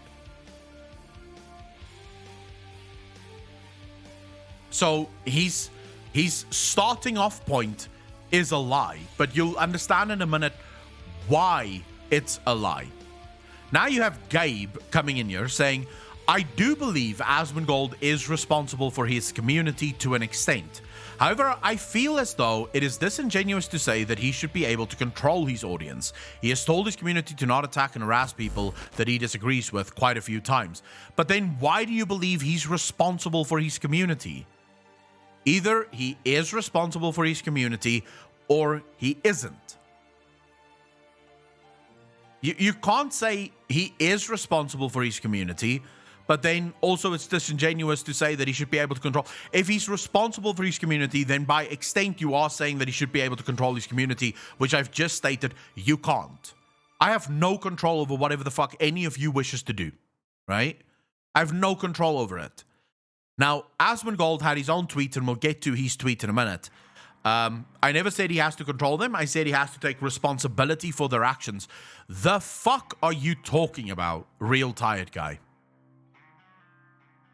I have to take responsibility for the actions of other people? Since when? I'm sorry, but since fucking when? I am not responsible for anything that you fucking do. Should I also take responsibility for the debt that you incur? Should I take responsibility for your fucking credit card and the overdue payments on your student loans? Where does my responsibility for you end? I'd say it ends with me having to entertain you. That's it. My job is to entertain you. Part of why people love streams over fucking news on television is because it's real.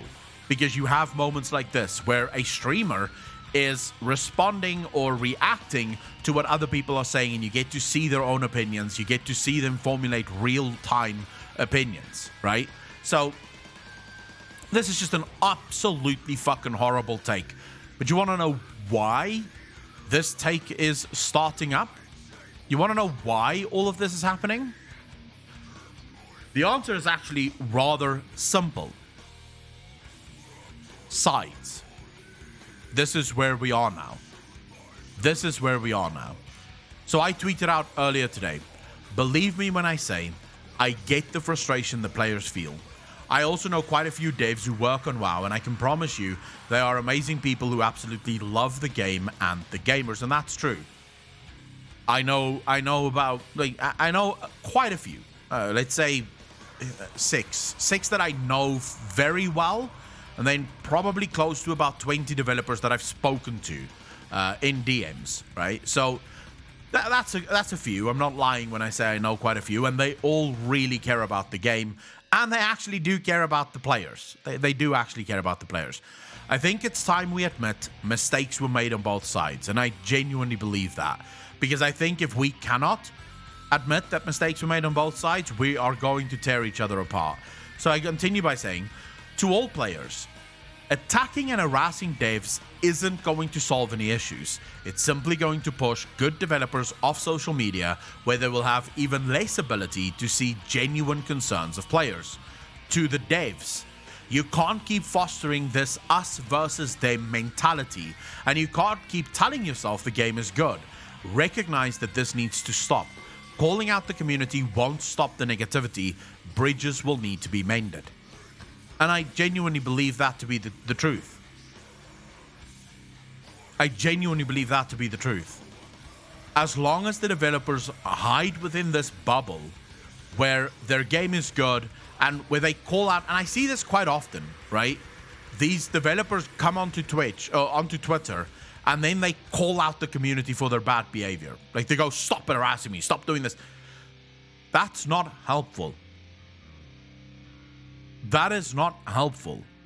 You attacking the community at a time where the community have realized that it's a very much us versus them thing going on here isn't going to help mend fences. It's not going to help build bridges.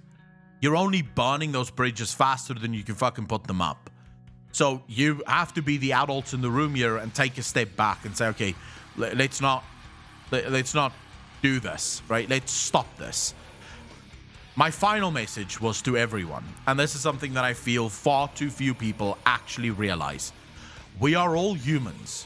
We make mistakes, we fuck up, we say the wrong things, we get angry. If we don't start cutting each other some slack, we will end up tearing each other and ourselves apart. Life isn't black or white, it's grey with a whole lot of mistakes in between. And I stand by this message. I genuinely believe that this is life. The problem right now is no one gives a fuck. No one gives a fuck. And I see it everywhere. My entire Twitter feed is a cluster, literally a clusterfuck of people pointing fingers. And it feels as if everyone is moving into their camps and forming alliances right now. And those alliances will eventually go to war. We will eventually go to war, and guess what? We are the only people that will suffer because of it. We are the only people that will suffer because of it. You are literally cutting off your nose to spite your own face. That's it. What even is the fucking point? There are developers. Now, I also want to be clear when I say I do not think that all developers should just somehow be completely immune from criticism. And there seems to be developers that genuinely believe that they should be immune to criticism. Like any criticism is somehow an attack on the developer, and I've seen that. Oh, no, how you doing? The truth is, when a player tells you that your work is shit, that's not always an attack. Sometimes that's an objective truth. Now, you can choose to be butthurt over the truth, or you can learn from it. And you can realize that while this guy... Because a lot of the time also, I think a lot of developers don't seem to realize that they're dealing with people who don't necessarily speak English as a first language. And believe me, I've spent enough time in the European servers to know that sometimes people from different European countries say things in such a way that it comes across as very much angry, but it's not actually angry. It's just they don't speak English as their first language, and so they simply make a point, or they try to make the point as best as they can. And it's your job as developer to take away what can work, right? What is actually being said. So if someone tells you your systems are shit, like for example the Jeff Hamilton situation, rather than going, that's enough Reddit for today, and Ellie giggled, these gamers don't know what systems are in World of Warcraft, realize that this player may actually be saying something, and there's probably something that you could learn from this player. There's probably something that you could learn, even if the message is get the fuck off and fire all the systems designers. Maybe that should teach you something. When everyone is telling you you're a cuck, maybe they're right and you're wrong, which is unfortunately not what a lot of the WoW developers do at this point. They believe that everyone that's saying shit is wrong and they are right, which is just, it's going to end up hurting everyone at the end of the day. Sadly, I don't know how else to put it. Quite literally, if we keep going down this road, I don't see this game surviving, because what are we gonna end up with? What are we gonna be left with at the end of this? Just a bunch of people screaming at each other, with no one being able to basically make any fucking point.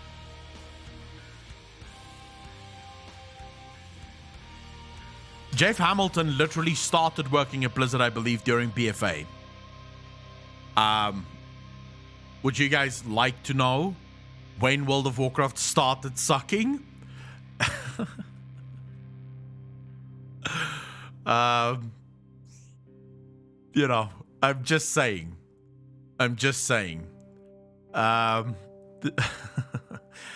Jeff Hamilton is one of those developers that constantly screams at players for basically harassing him, but then harassing players just as much. So, next conversation, we have to talk about your boy, Asmongold, right? Because it seems to me that, and this is oftentimes true, right? The highest trees catch the most wind. That's just, I don't know if that's even a saying in English. In Afrikaans, that is 100% a saying. Die hoogste bome vang die meeste wind. So the highest trees catch the most wind. Asmongold seems to always be at the center of almost every single massive thing that happens in World of Warcraft. And it feels to me as if a lot of people think Asmongold have more power than what he actually has. Asmongold is a content creator. He entertains hundreds of thousands of viewers every single day on Twitch. But he's definitely not the reason the game is fucking toxic. He's not the reason for the toxic players in World of Warcraft. If you believe that, then you have to argue that half of the player base of World of Warcraft watches Asmongold's content, which simply isn't true, right? But he almost gets dragged into these things. But the problem is, Blizzard makes no secret of their disdain and dislike for Asmongold and his community. There's been multiple developers that have tweeted out or liked tweets that bash on Asmongold. So what exactly is it that you're hoping to achieve there?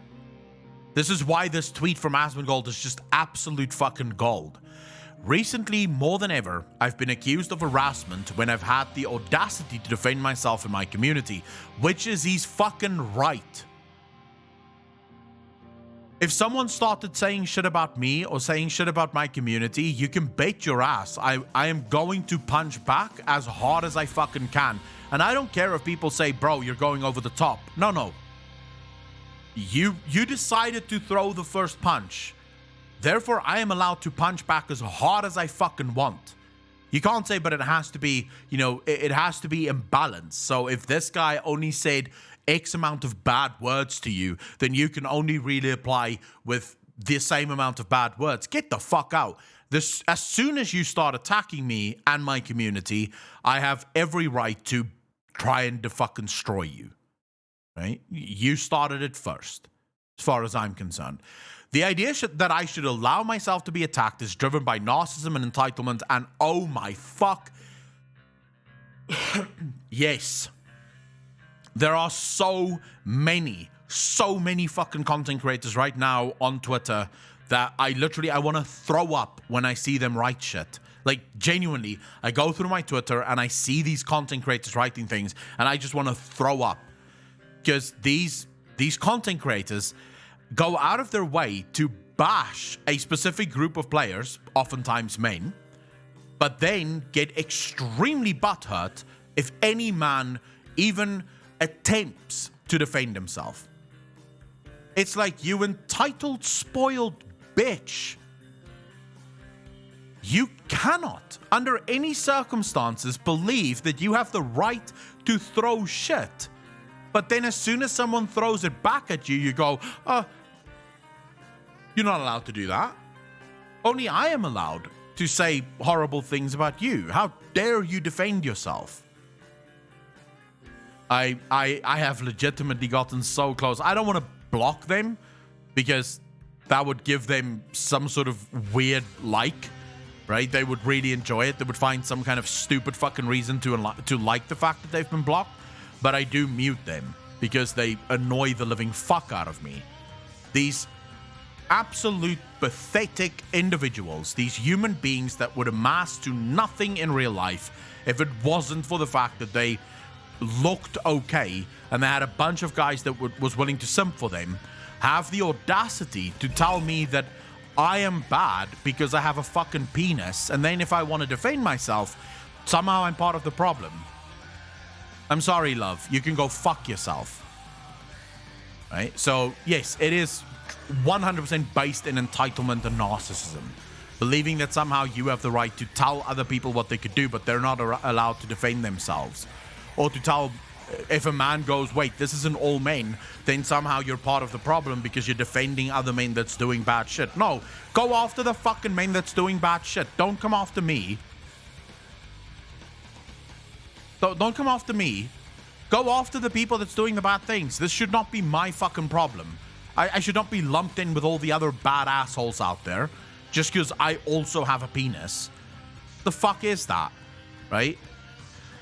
And then, of course, Asmongold with his ever-present perfect line. I don't punch down. I don't punch up. I punch back. Which, to my mind, I will say what I said before. If you are willing to throw shade on the internet, you should be willing to catch it. Otherwise, shut the fuck up.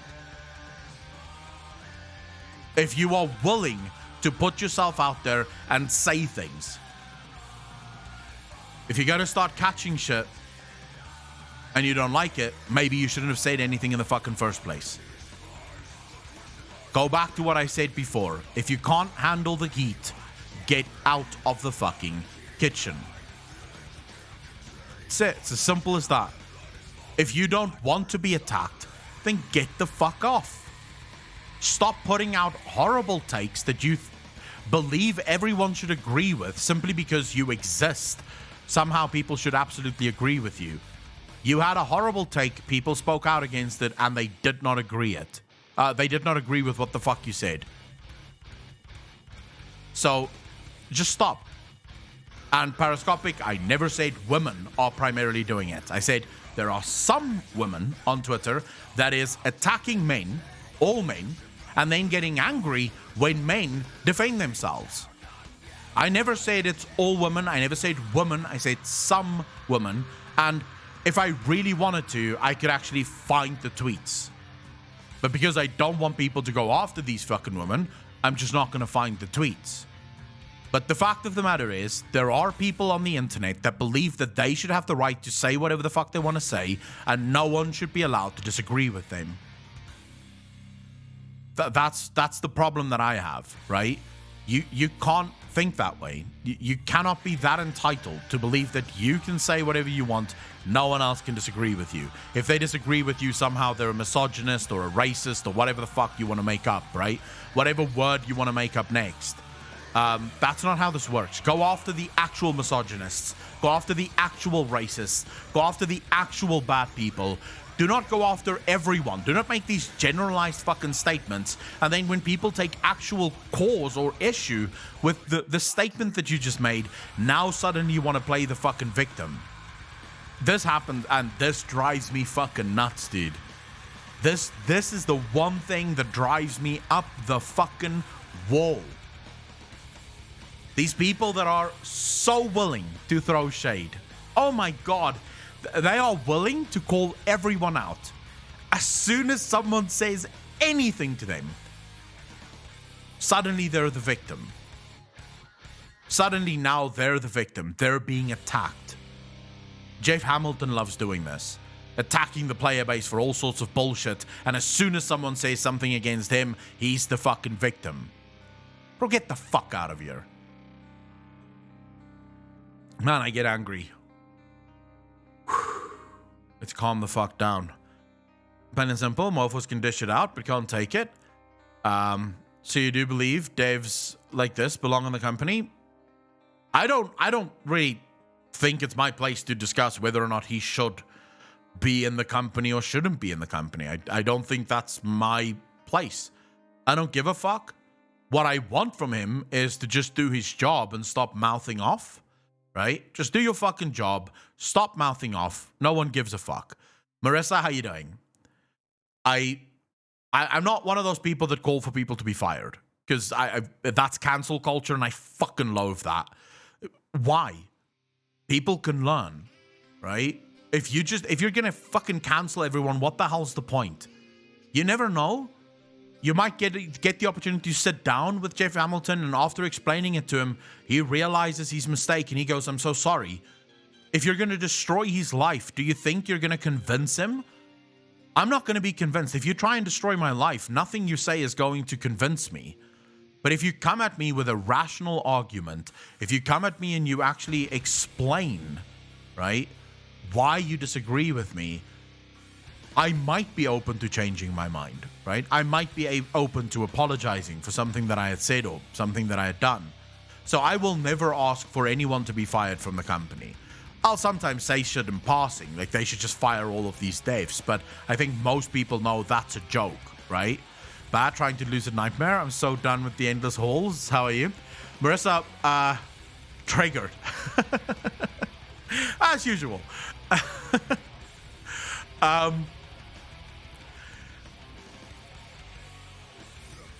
Yeah, I'm not one to cancel people. I'm not one to call for the cancellation of anyone. I don't care.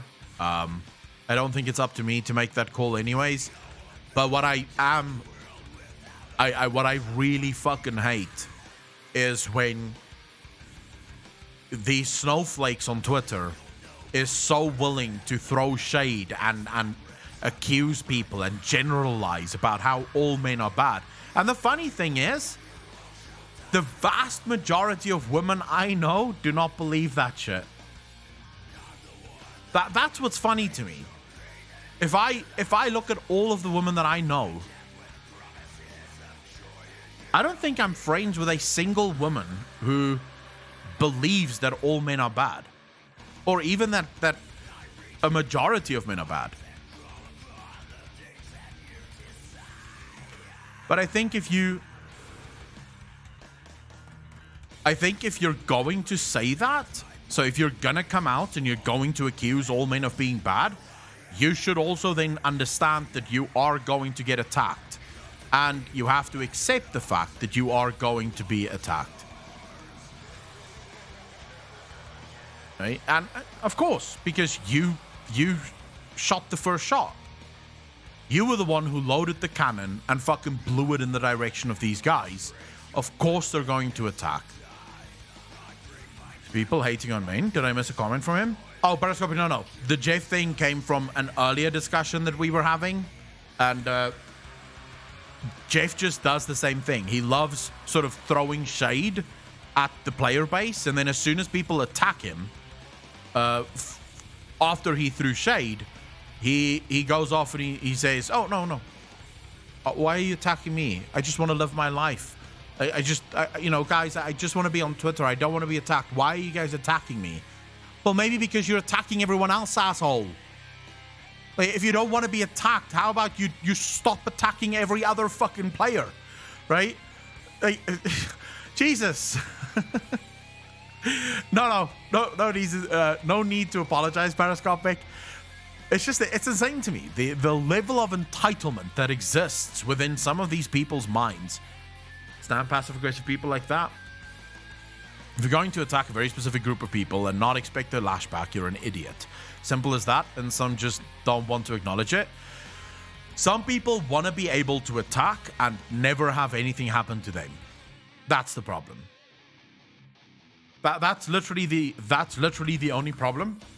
Some people want to be able to throw all the shade that they can throw, but they do not, at any given point in time, want to experience any sort of fucking attack whatsoever.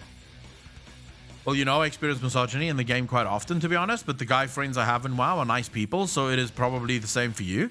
People don't surround themselves with idiots unless you yourself are an idiot. Chewy Panda, so we were actually talking about this right at the beginning. There are obviously misogyny in the game, right? There's obviously bad people in the game, but I think we can all agree that it's not the majority of players. The majority of players just enjoy their game and they don't really give a fuck who they're playing with. But I mean, one person can really cause a lot of harm in a single fucking day, right? Like, all you need is one fucking asshole writing in chat, why the fuck aren't you in the kitchen, to basically spoil your day, right? That doesn't mean that the other 19 people that were in the group are also bad, right? It's just there's one cunt that doesn't know what a joke is and doesn't understand how to basically communicate with other human beings. So my issue is just that if you... I don't think this is nearly... I don't think it's even... I think it's less than 5%, if even that, of the male player base that would do things like that. I don't think it's that big of a group. Because I think the vast majority of guys really doesn't give a fuck. They really don't care. Seven Raven, I think it depends how it's delivered. Like, I've seen girls who screenshotted stuff that's been said to them by guys, and everything that goes before and the joke included makes it very clear this is not a joke, right? This was meant to be a sort of stab at the person. But how can we gauge this if we don't experience it? Periscopic, because I'm a human being with the ability to think and also the ability to put myself in the shoes of other people. It's called empathy, right? Your ability to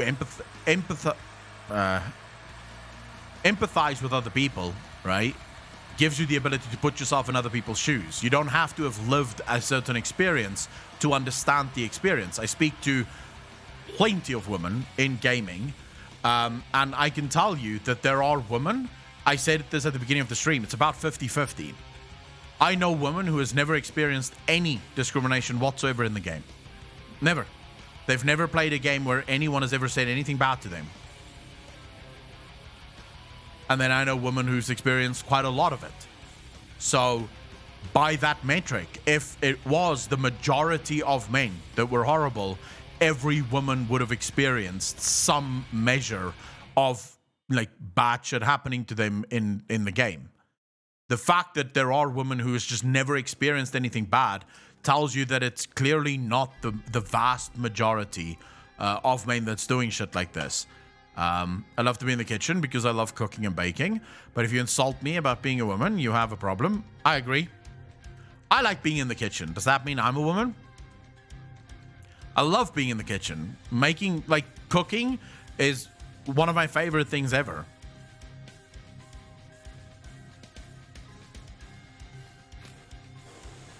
Parascopic. So there's this sort of false narrative that exists, right? That sort of says you have to trust people based on their lived experiences, right? Which is completely false, because first and foremost, you're dealing with bias there. Human beings are incredibly good at bias. And therefore, I would actually argue that someone's lived experience is the least trustworthy thing in any sort of argument, right? Because we actually have evidence of this. They say that there's nothing more unreliable than eyewitness testimony because of bias, right? The bias is it's real. Every human experiences it. So you sometimes, and also people tend to remember the bad far more than what they remember the good, right? So I would actually say lived experience is a useless metric. It is far better to have an objective view of something, to be able to look at things objectively. Now, again, I'm not saying that there are, like, it doesn't happen at all. Like I said from the beginning, of course there's fucking assholes. I just don't think it's as big of a problem. Like, I don't think it's a problem that stems throughout the whole male population. That's the point I'm trying to make. I don't think it's all men that's the fucking problem. I think it's a small group of men that cause a lot of grief. And sure, we should take care of those guys. We should get them the fuck out of the gaming industry. But, you know, it's not everyone, right? And that's the problem. Yeah, but you are more objective when you are not the focus of something. You're never going to be fully objective. Bias is always going to be there. But me standing on the outside, I'm going to be able to be far more objective than you in the thing, right? Because I can look at both sides and go, that's sort of weird, right? Oh, by the way, Parascopic is definitely not being heated. Myself and Parascopic disagree on these things all the time, so you don't have to worry. We're not fighting. This is just me and Parascopic have fundamental different views on this. So he has opinions, I have opinions, and we sort of argue about what the right opinion might be. Up until now, we've never reached the point where one of us screamed at the other and fucking ran out of the room or some shit like that. So up until now, it's been fine. Tomorrow, 30 minutes was my Bleeny batter for... Yo, what? Fuck? What? I don't know what you're saying. Get back in the kitchen and cook up some meat, damn it. I'd gladly do that. Or a baking stream. I want to do that too. For people in general tend to put themselves in bad situations, trying to place the blame on someone else. They never realize what they are doing to themselves. True. A discussion without yelling or punching. This is a magical area. This is what it should be like, right? This is what people should be able to have conversations without fucking screaming at each other. The problem is some people do not view it that way. Bleeny, those little pancake thingies you put caviar on? Are you having caviar?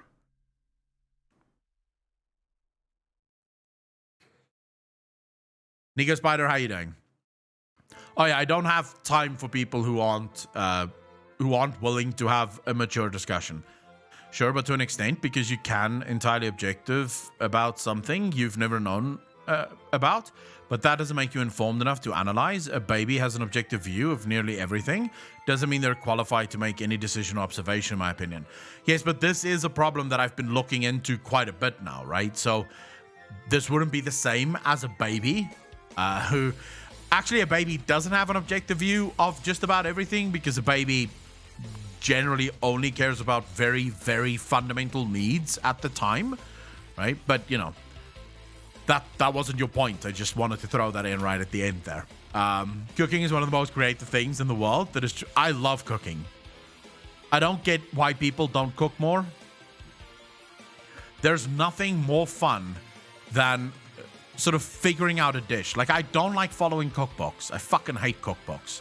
They're boring. I prefer just looking at my ingredients and just sort of going, okay, what can I make here? If I throw all of this shit together, what is this going to be? Right, what am I going to come up with?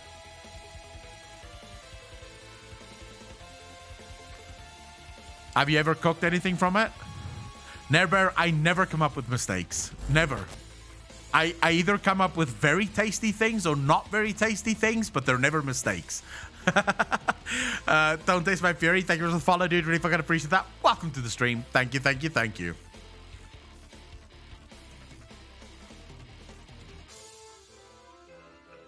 Pineapple marinade to stay is very good. So I love cooking. I will look at a recipe and tweak it to my own touch.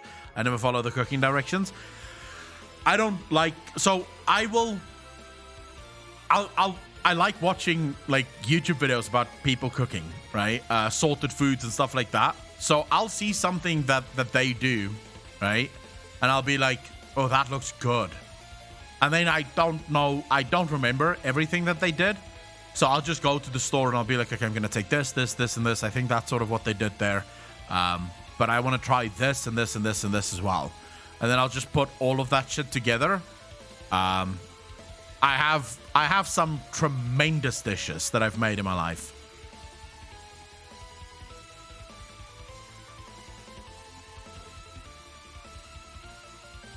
But I have also cooked from scratch with literally zero input from anything else.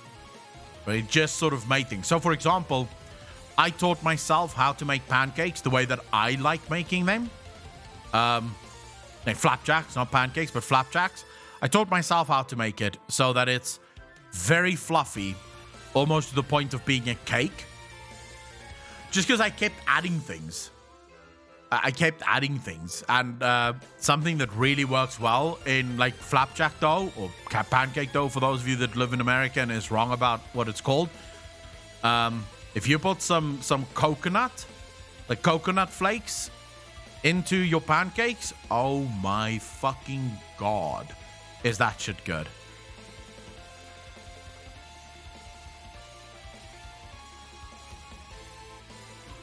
Giovanni, but you prefer Asian food. Like almost everything you cook is Asian.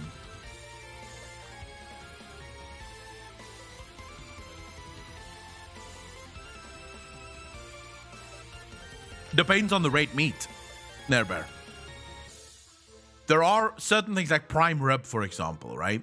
Prime rib needs to be low and slow. Like that shit, it just, if that, once the rib falls off the bone, fucking gorgeous, right? But filet, for example, you just want a quick sear on that bitch.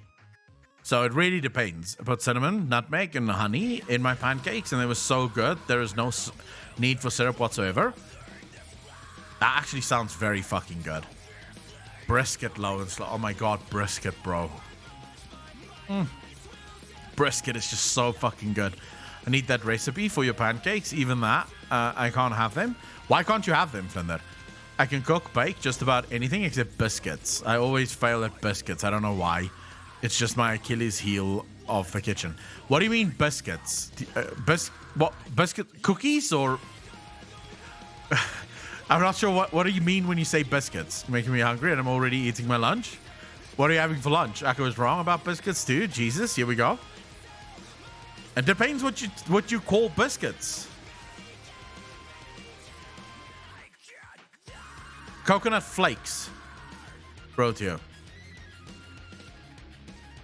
Rolls, but not. Huh? Lady Survival, how you doing? Welcome to the stream. I don't know what rolls. So let me see. Let me fucking Google biscuits. I don't know what the fuck people are talking about here. You see, this is from what I see. This is a biscuit, right? So in South Africa, this would be a biscuit. Like this would be a biscuit. this may be a biscuit. But now I know that for other people, that would be a cookie. We call these cookies as well, but it can also be biscuits. So this would be a biscuit.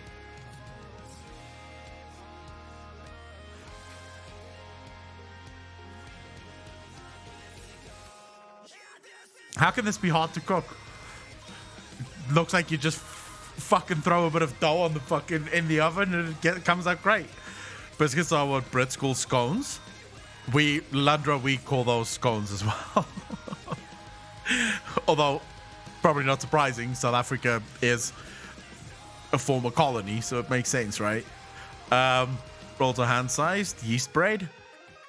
So in South Africa, I think biscuits, the closest thing that you would get in South Africa to something that we would call biscuits is when it's savory. So let's go. So we have this thing called bacon kips, right? So if you go bacon kips, this would be like, we would refer to it as either a cracker or a biscuit, right?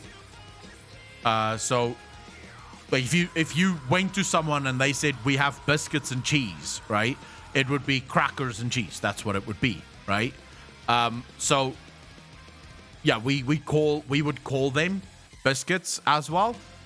Cookies is cookies, and then scones is scones, right? So crackers and biscuits is interchangeable in South Africa, although the vast majority of people, when they refer to biscuits, they would refer to this. They would refer to this. This would be what they would call a biscuit. Like that would be the proper name for a biscuit, would be this thing.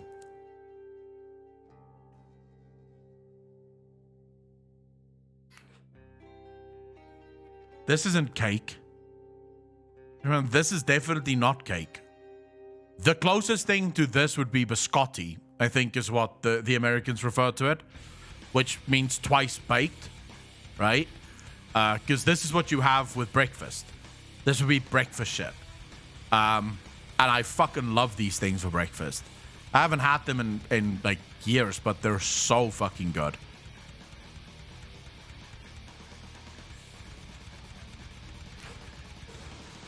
So they are very hard. Yeah, it's a rusk. We call them rusks. So buttermilk rusks, for example, this one. This is a buttermilk rusk.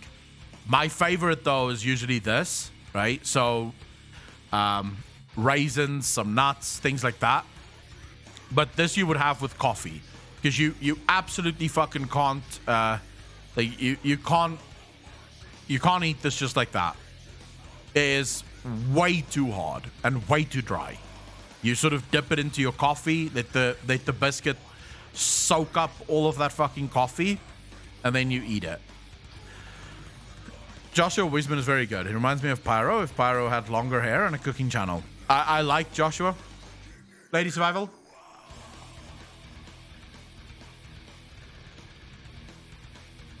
Oh, by the way, ladies and gentlemen, Germanio just got into her university of choice. So if everyone can just sort of give her a massive well done. She just got into her university of choice and basically committed herself for 3 years of absolute pain and suffering. So Germanio, enjoy. Very proud of you.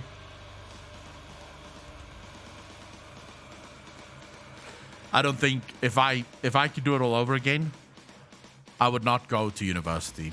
That was the biggest waste of fucking time, bro. Nothing but bread. Kill them all. Kill for them. How you doing?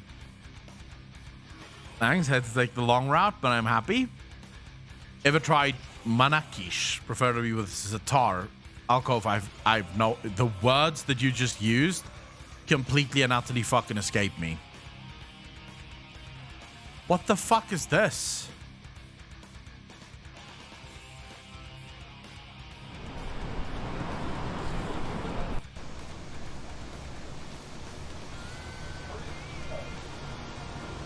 I don't know what this is. Is this like a corn dog? It looked like a sort of corn dog. Yeah, that's a corn dog. cheesy corn dog, though.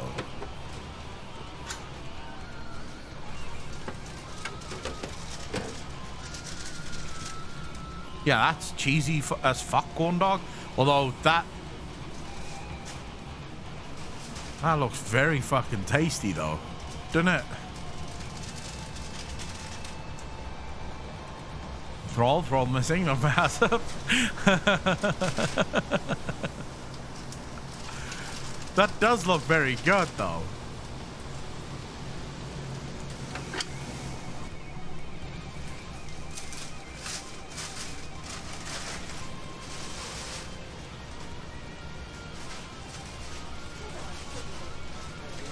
What is the shit that they're putting on it?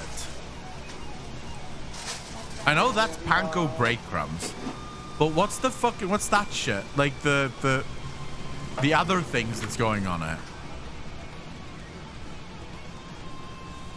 Potatoes and panko. Right. That seems like something I wouldn't want on it.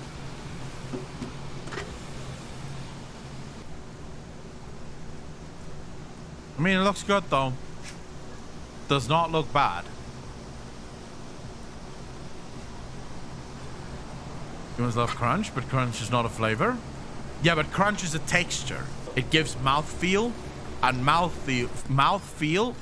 Oh my god, no. Yeah, that just looks horrible. Black dough.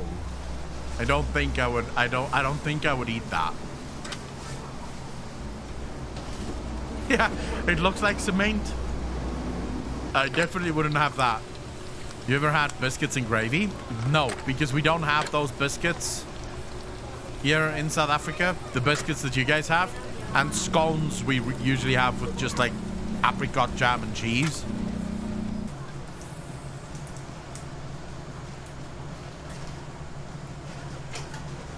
This is one of those reasons why I think I would like to live in an Asian country for a while, because their culture is absolutely insane, especially the things they do with food. It's absolutely out of this fucking world.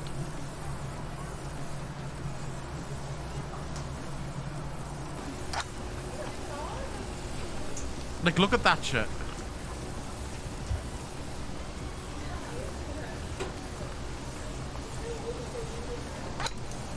It's just Canton, Guangdong. I don't know what the hell that means. They eat everything.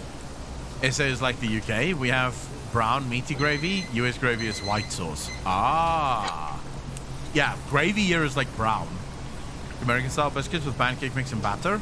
I'd have to try it. Oh. Wait, Canton is a Guangdong. Guangdong. Am I saying that correctly?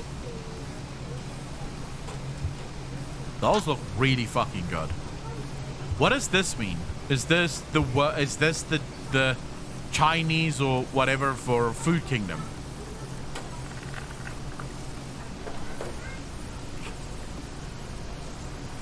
I don't know if you guys can see this. That. What does those letters mean at the before Food Kingdom?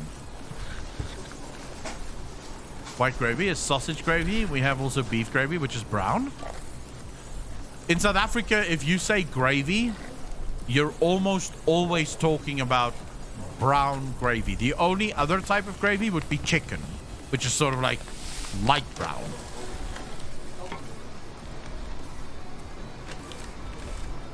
That does look tasty, but it does sort of look a little bit overkill. So that's sugar. He's putting a sausage. Is he rolling all of that shit in sugar now?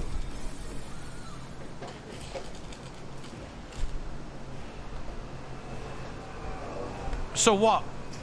Fuck salty flavor. Why are we... Salt.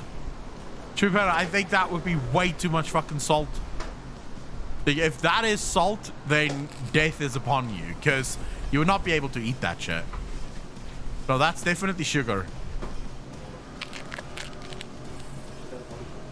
And that's a whole meal. What do you know?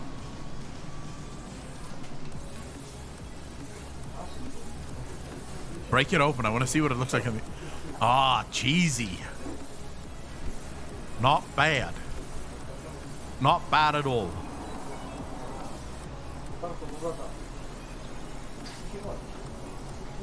Yeah, now you're putting sauce on it. That just fucks it up. Screw it. I don't want sauce on my fucking corn dog. How does it look nasty? There's also red eye gravy. That involves coffee. Wait, red eye gravy. Coffee gravy. That is just weird. I mean, I guess, so I genuinely would love to go to, Asian countries. But then also my plan, if I ever get to go to the US, my plan 100% would be to travel the whole US, so every single state, and try out the different kinds of food that they have in every single state. Because I know that the culture of every single state in the US is so different from one place to the next. So I just think it could be fucking amazing to go from state to state and just try out everything that they've got. You never had a corn dog? Interesting. We have a place here close by that sells fucking all sorts of corn dogs. Korean street food. Amazing skill. I like amazing skill videos.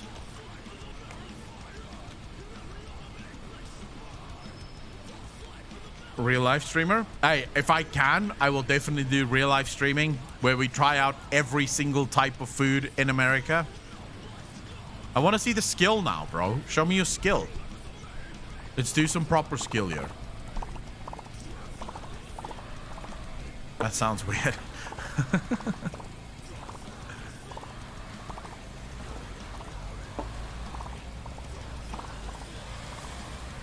There's a lot of butter, though. I'm interested to see what he makes here. It is a very weird sound, yes.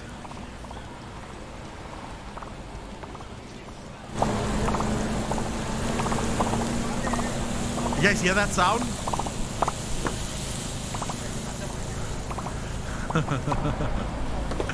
Alright, let's go, bro. Time to stop cooking. What are you making? Well, who gives a fuck about being precise?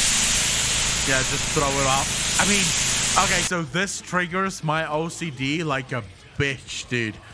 The fact that he's just sort of going, fuck it, just throw everything on there. I absolutely despise that. Like, if this was me, I would legitimately be going, plop, plop, plop, plop. I would literally, I wouldn't want to mess. I hate mess. Like, oh my fucking God.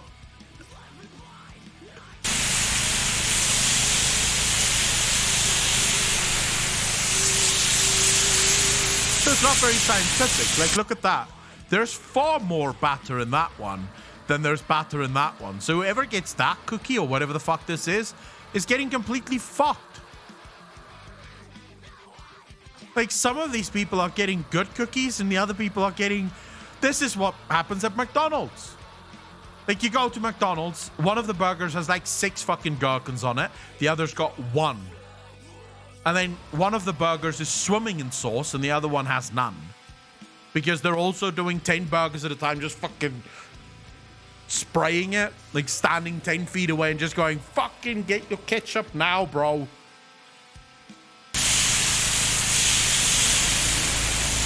This bothers me a little.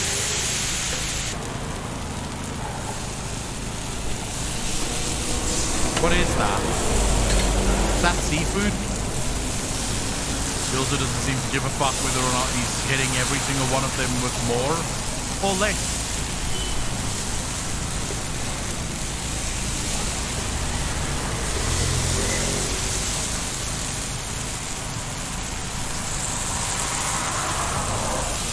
Some people are getting way more than other people. Like, you be careful to go to this guy, because you're almost guaranteed gonna get fucked in quantities.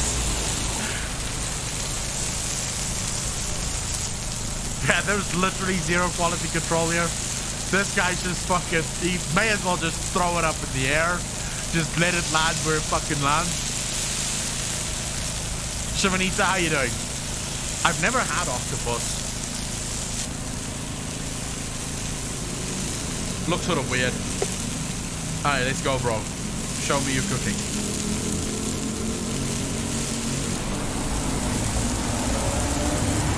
Yep, here we go.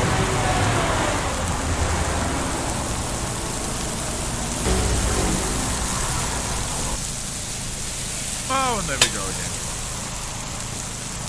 Let's just throw everything on there again. Looks better after cooking. We'll see now. I don't know what the fuck this guy is doing. There is no quality control here whatsoever.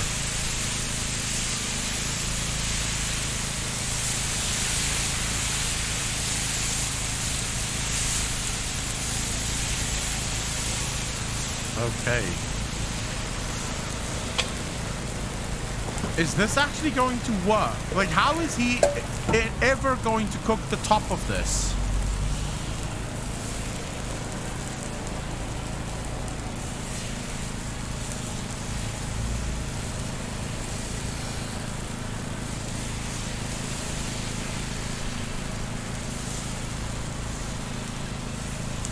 But I see what he's going for now. He's just basically filling up the bitch. Okay, let's see. This is some Blizzard polish right there. Yeah, this is about they got this guy to basically do quality control.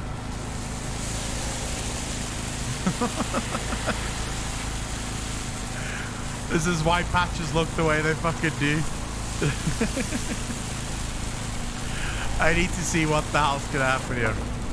Right, how do you cook the top then?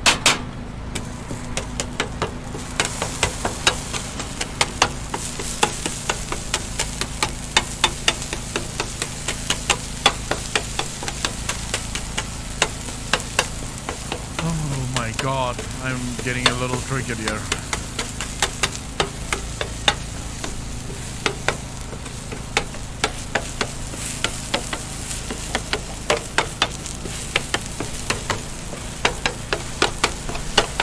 Alright, dude. I am very curious to see what the fuck's going on here.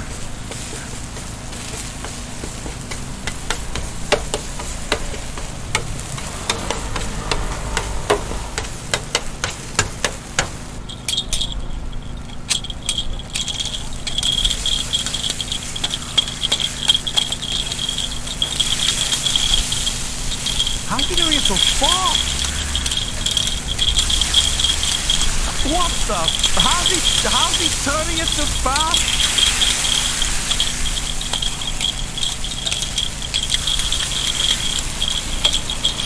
Wow.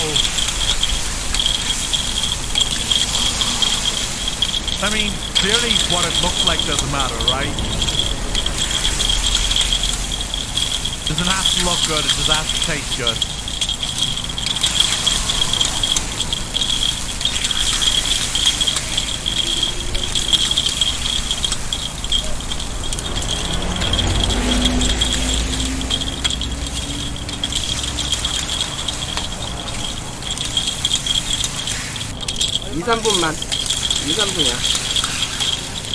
Some of them are just breaking. 오늘 8시요.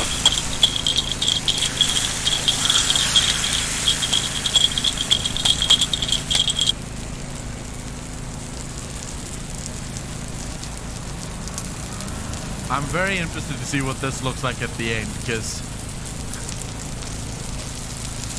this seems like a mess.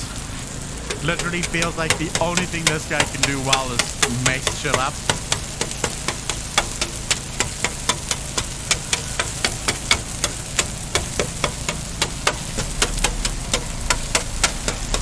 This man has zero time for quality control.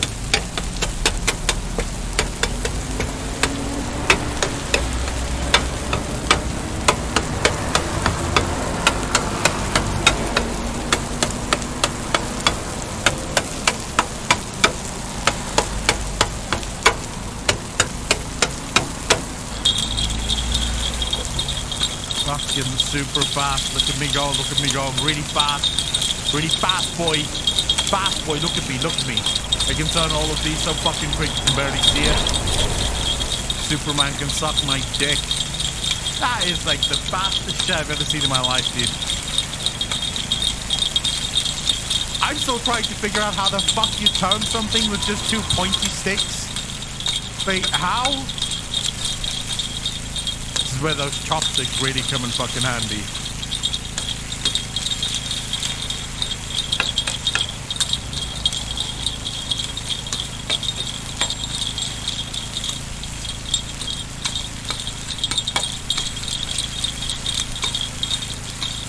Some of these are not looking good. Like that one right there is fucking wrecked, dude. I don't know why he's got valves on it. Maybe for the sound. So, yeah. Like I said, this guy just does that.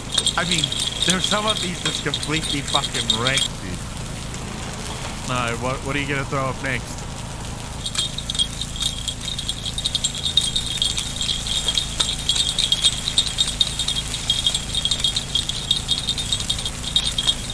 Are you actually poking holes in these things?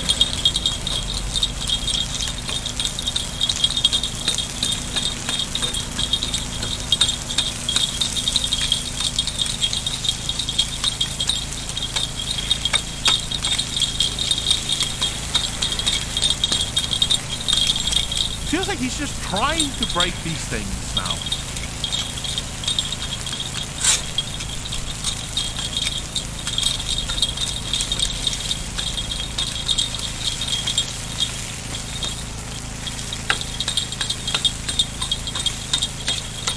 This is messy street food. If you eat this shit with your hands, you have to wash it afterwards. Stab my fucking food with your valve sticks. It does look good, I'm not gonna lie.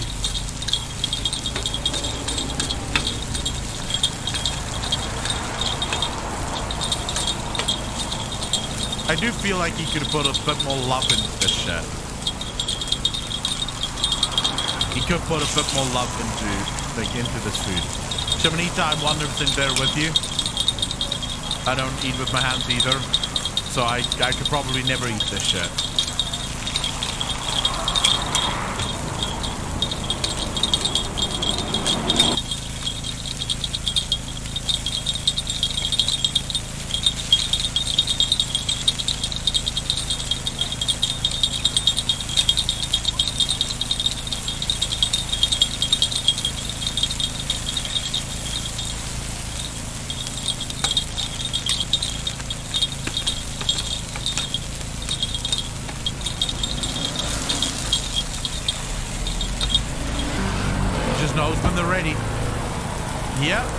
There we go. If you're not gonna give me a knife and a fork to eat this shit with, I'm not eating it. And what's that? The fuck's that?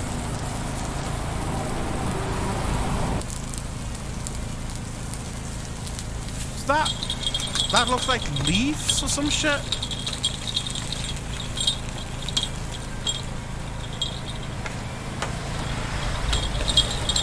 Is it tune-up like? Yeah, I don't think I would like that.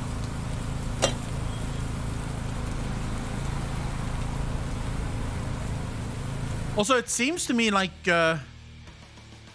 mayo is a really big thing in Asia. Like, Asia loves their fucking mayo. Wait, do you guys want to see how, when you bite into it, do you think it's going to show us what it looks like when you bite into it? Please show us when you bite into it what this looks like. I think it's mayo. It looks like mayo.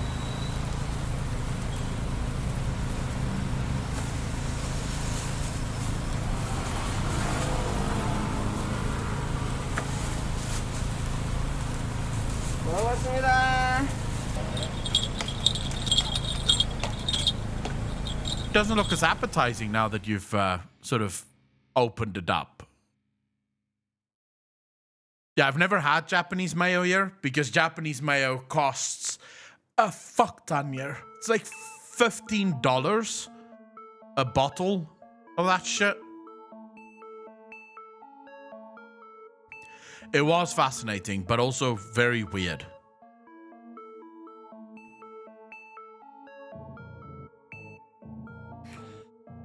The only places that fucking sell that shit here is the Chinese and Japanese restaurants. They'll sell like Japanese mayo. I don't think there's a shop that does that. CCS, is there like Asian supermarkets in Cape Town? I don't know. Alcove, I do apologize. What is it that you wanted to link?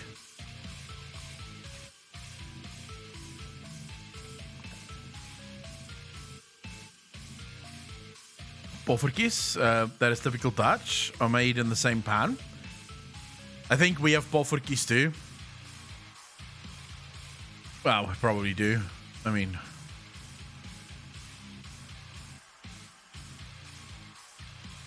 Yeah, but we have poffertjies like this, right?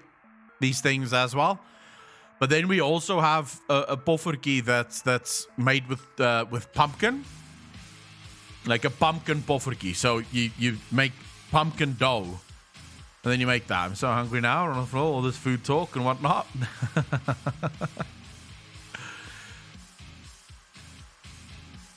This looks good.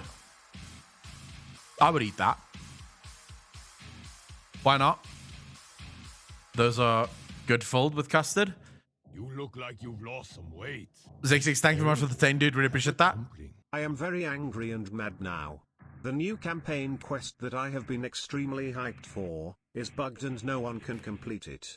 It asks you to talk to Thrall, but Thrall is not even there or anywhere.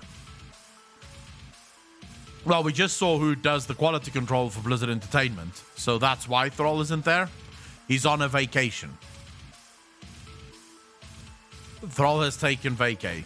You'd have to give him some time. I think it's sort of sad, right? Especially considering so many people have been looking forward to this campaign, because a lot of people think that there's a new cinematic in this campaign, and only to realize that you can't actually finish the campaign.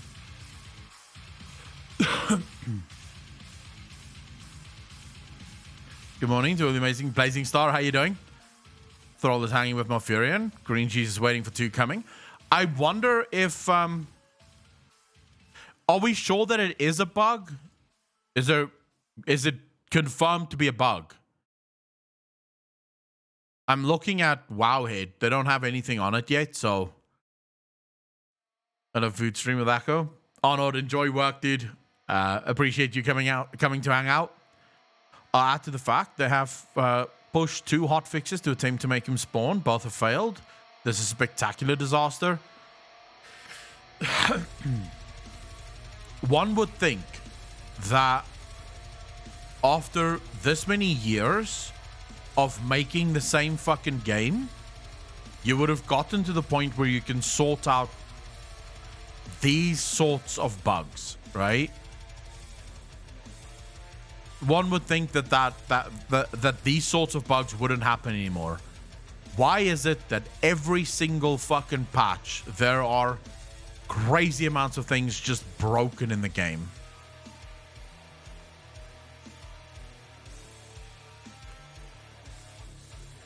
Are you considering Anduin to be the Golden King, since there is an item in game, Reigns of the Golden King, which is the Stormwind Lion Mount?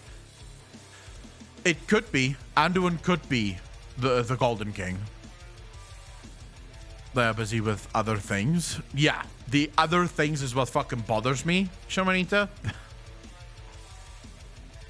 I feel bad for so many players that's looking forward to this, that really want to see this next story. I want to see the story too, but I'm going to be able to see the story as soon as the cinematic gets unlocked, right? That's when I'll see the story. So I don't have to worry about anything else. When was this uploaded? 6 minutes ago. Wait,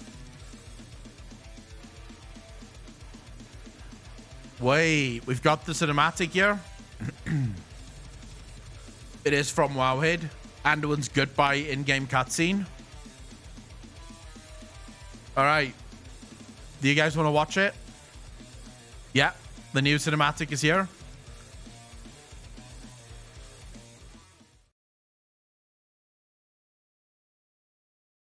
All right.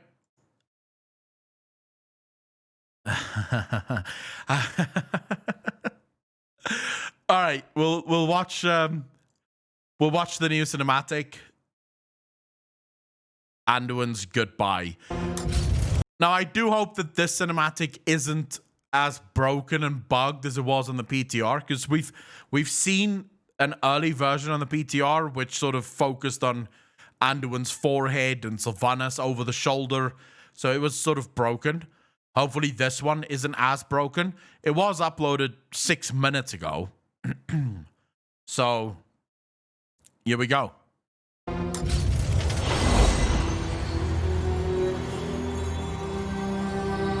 The battle is almost upon us. I will deal with the invading forces atop Torghast. When we reach Oribus, you will defend Zoval while he completes the ritual. You mean he will compel me to defend him? Each time he dominates my will, I feel myself slipping further away. Is this what you felt when Arthas raised you, Sylvanas? Hollow, empty. Whoa. Everything you once were, consumed by darkness. Young lion. But in the end, the sacrifices we've made will have been worth it. Once the cycle of life and death has been broken and remade, we will... By that time, I'll have been lost. And so will you. I only hope my friends will remember me as I was, not what you made me to be.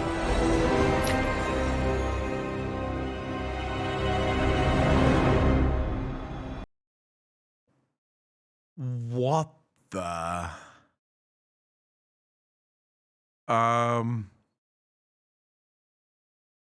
Did he though? Fuck it, I need to listen to this again. The battle is almost upon us. I will deal with the invading forces atop Torghast. When we reach Oribus, you will defend Zoval while he completes the ritual. You mean he will compel me to defend him? What I don't understand here is Anduin's eyes. Is that truly Anduin's soul? Remember the soul prison? The Golden King is in one of the soul prisons. No, this isn't Anduin dominated. This is not Anduin dominated. This is Anduin speaking. Anduin can speak here. Anduin is explaining that you mean he will compel me to defend him. So this isn't Anduin being dominated. This is just Anduin. While he completes the his ritual. eyes look like Arthas'. You mean he will compel me to defend him? Each time he dominates my will, I feel myself slipping further away. Is this what you felt when Arthas raised you, Sylvanas? Hollow, empty. Everything you once were, consumed by darkness. Yes, young lion. But in the end, the sacrifices we've made will have been worth it. Once the cycle of life and death has been broken and remade, we will... By that time, I'll have been lost. And so will you. And so will you. By that time, I'll have been lost, and so will you. What is he talking about?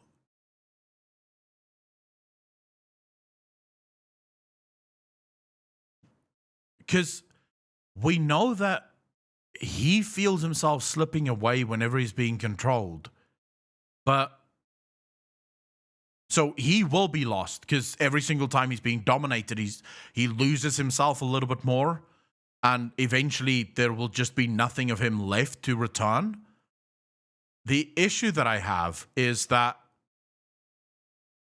why does he say she will be lost too? Because up until now, it doesn't seem like she is being dominated.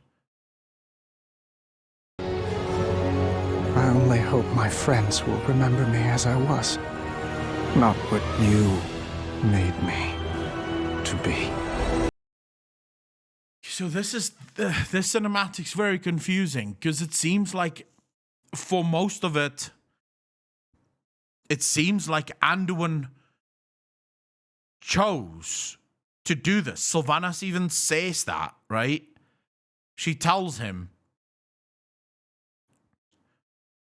yes, little lion. Let's just get to it. Yes, young lion, but in the end, the sacrifices we've made will have been worth it. But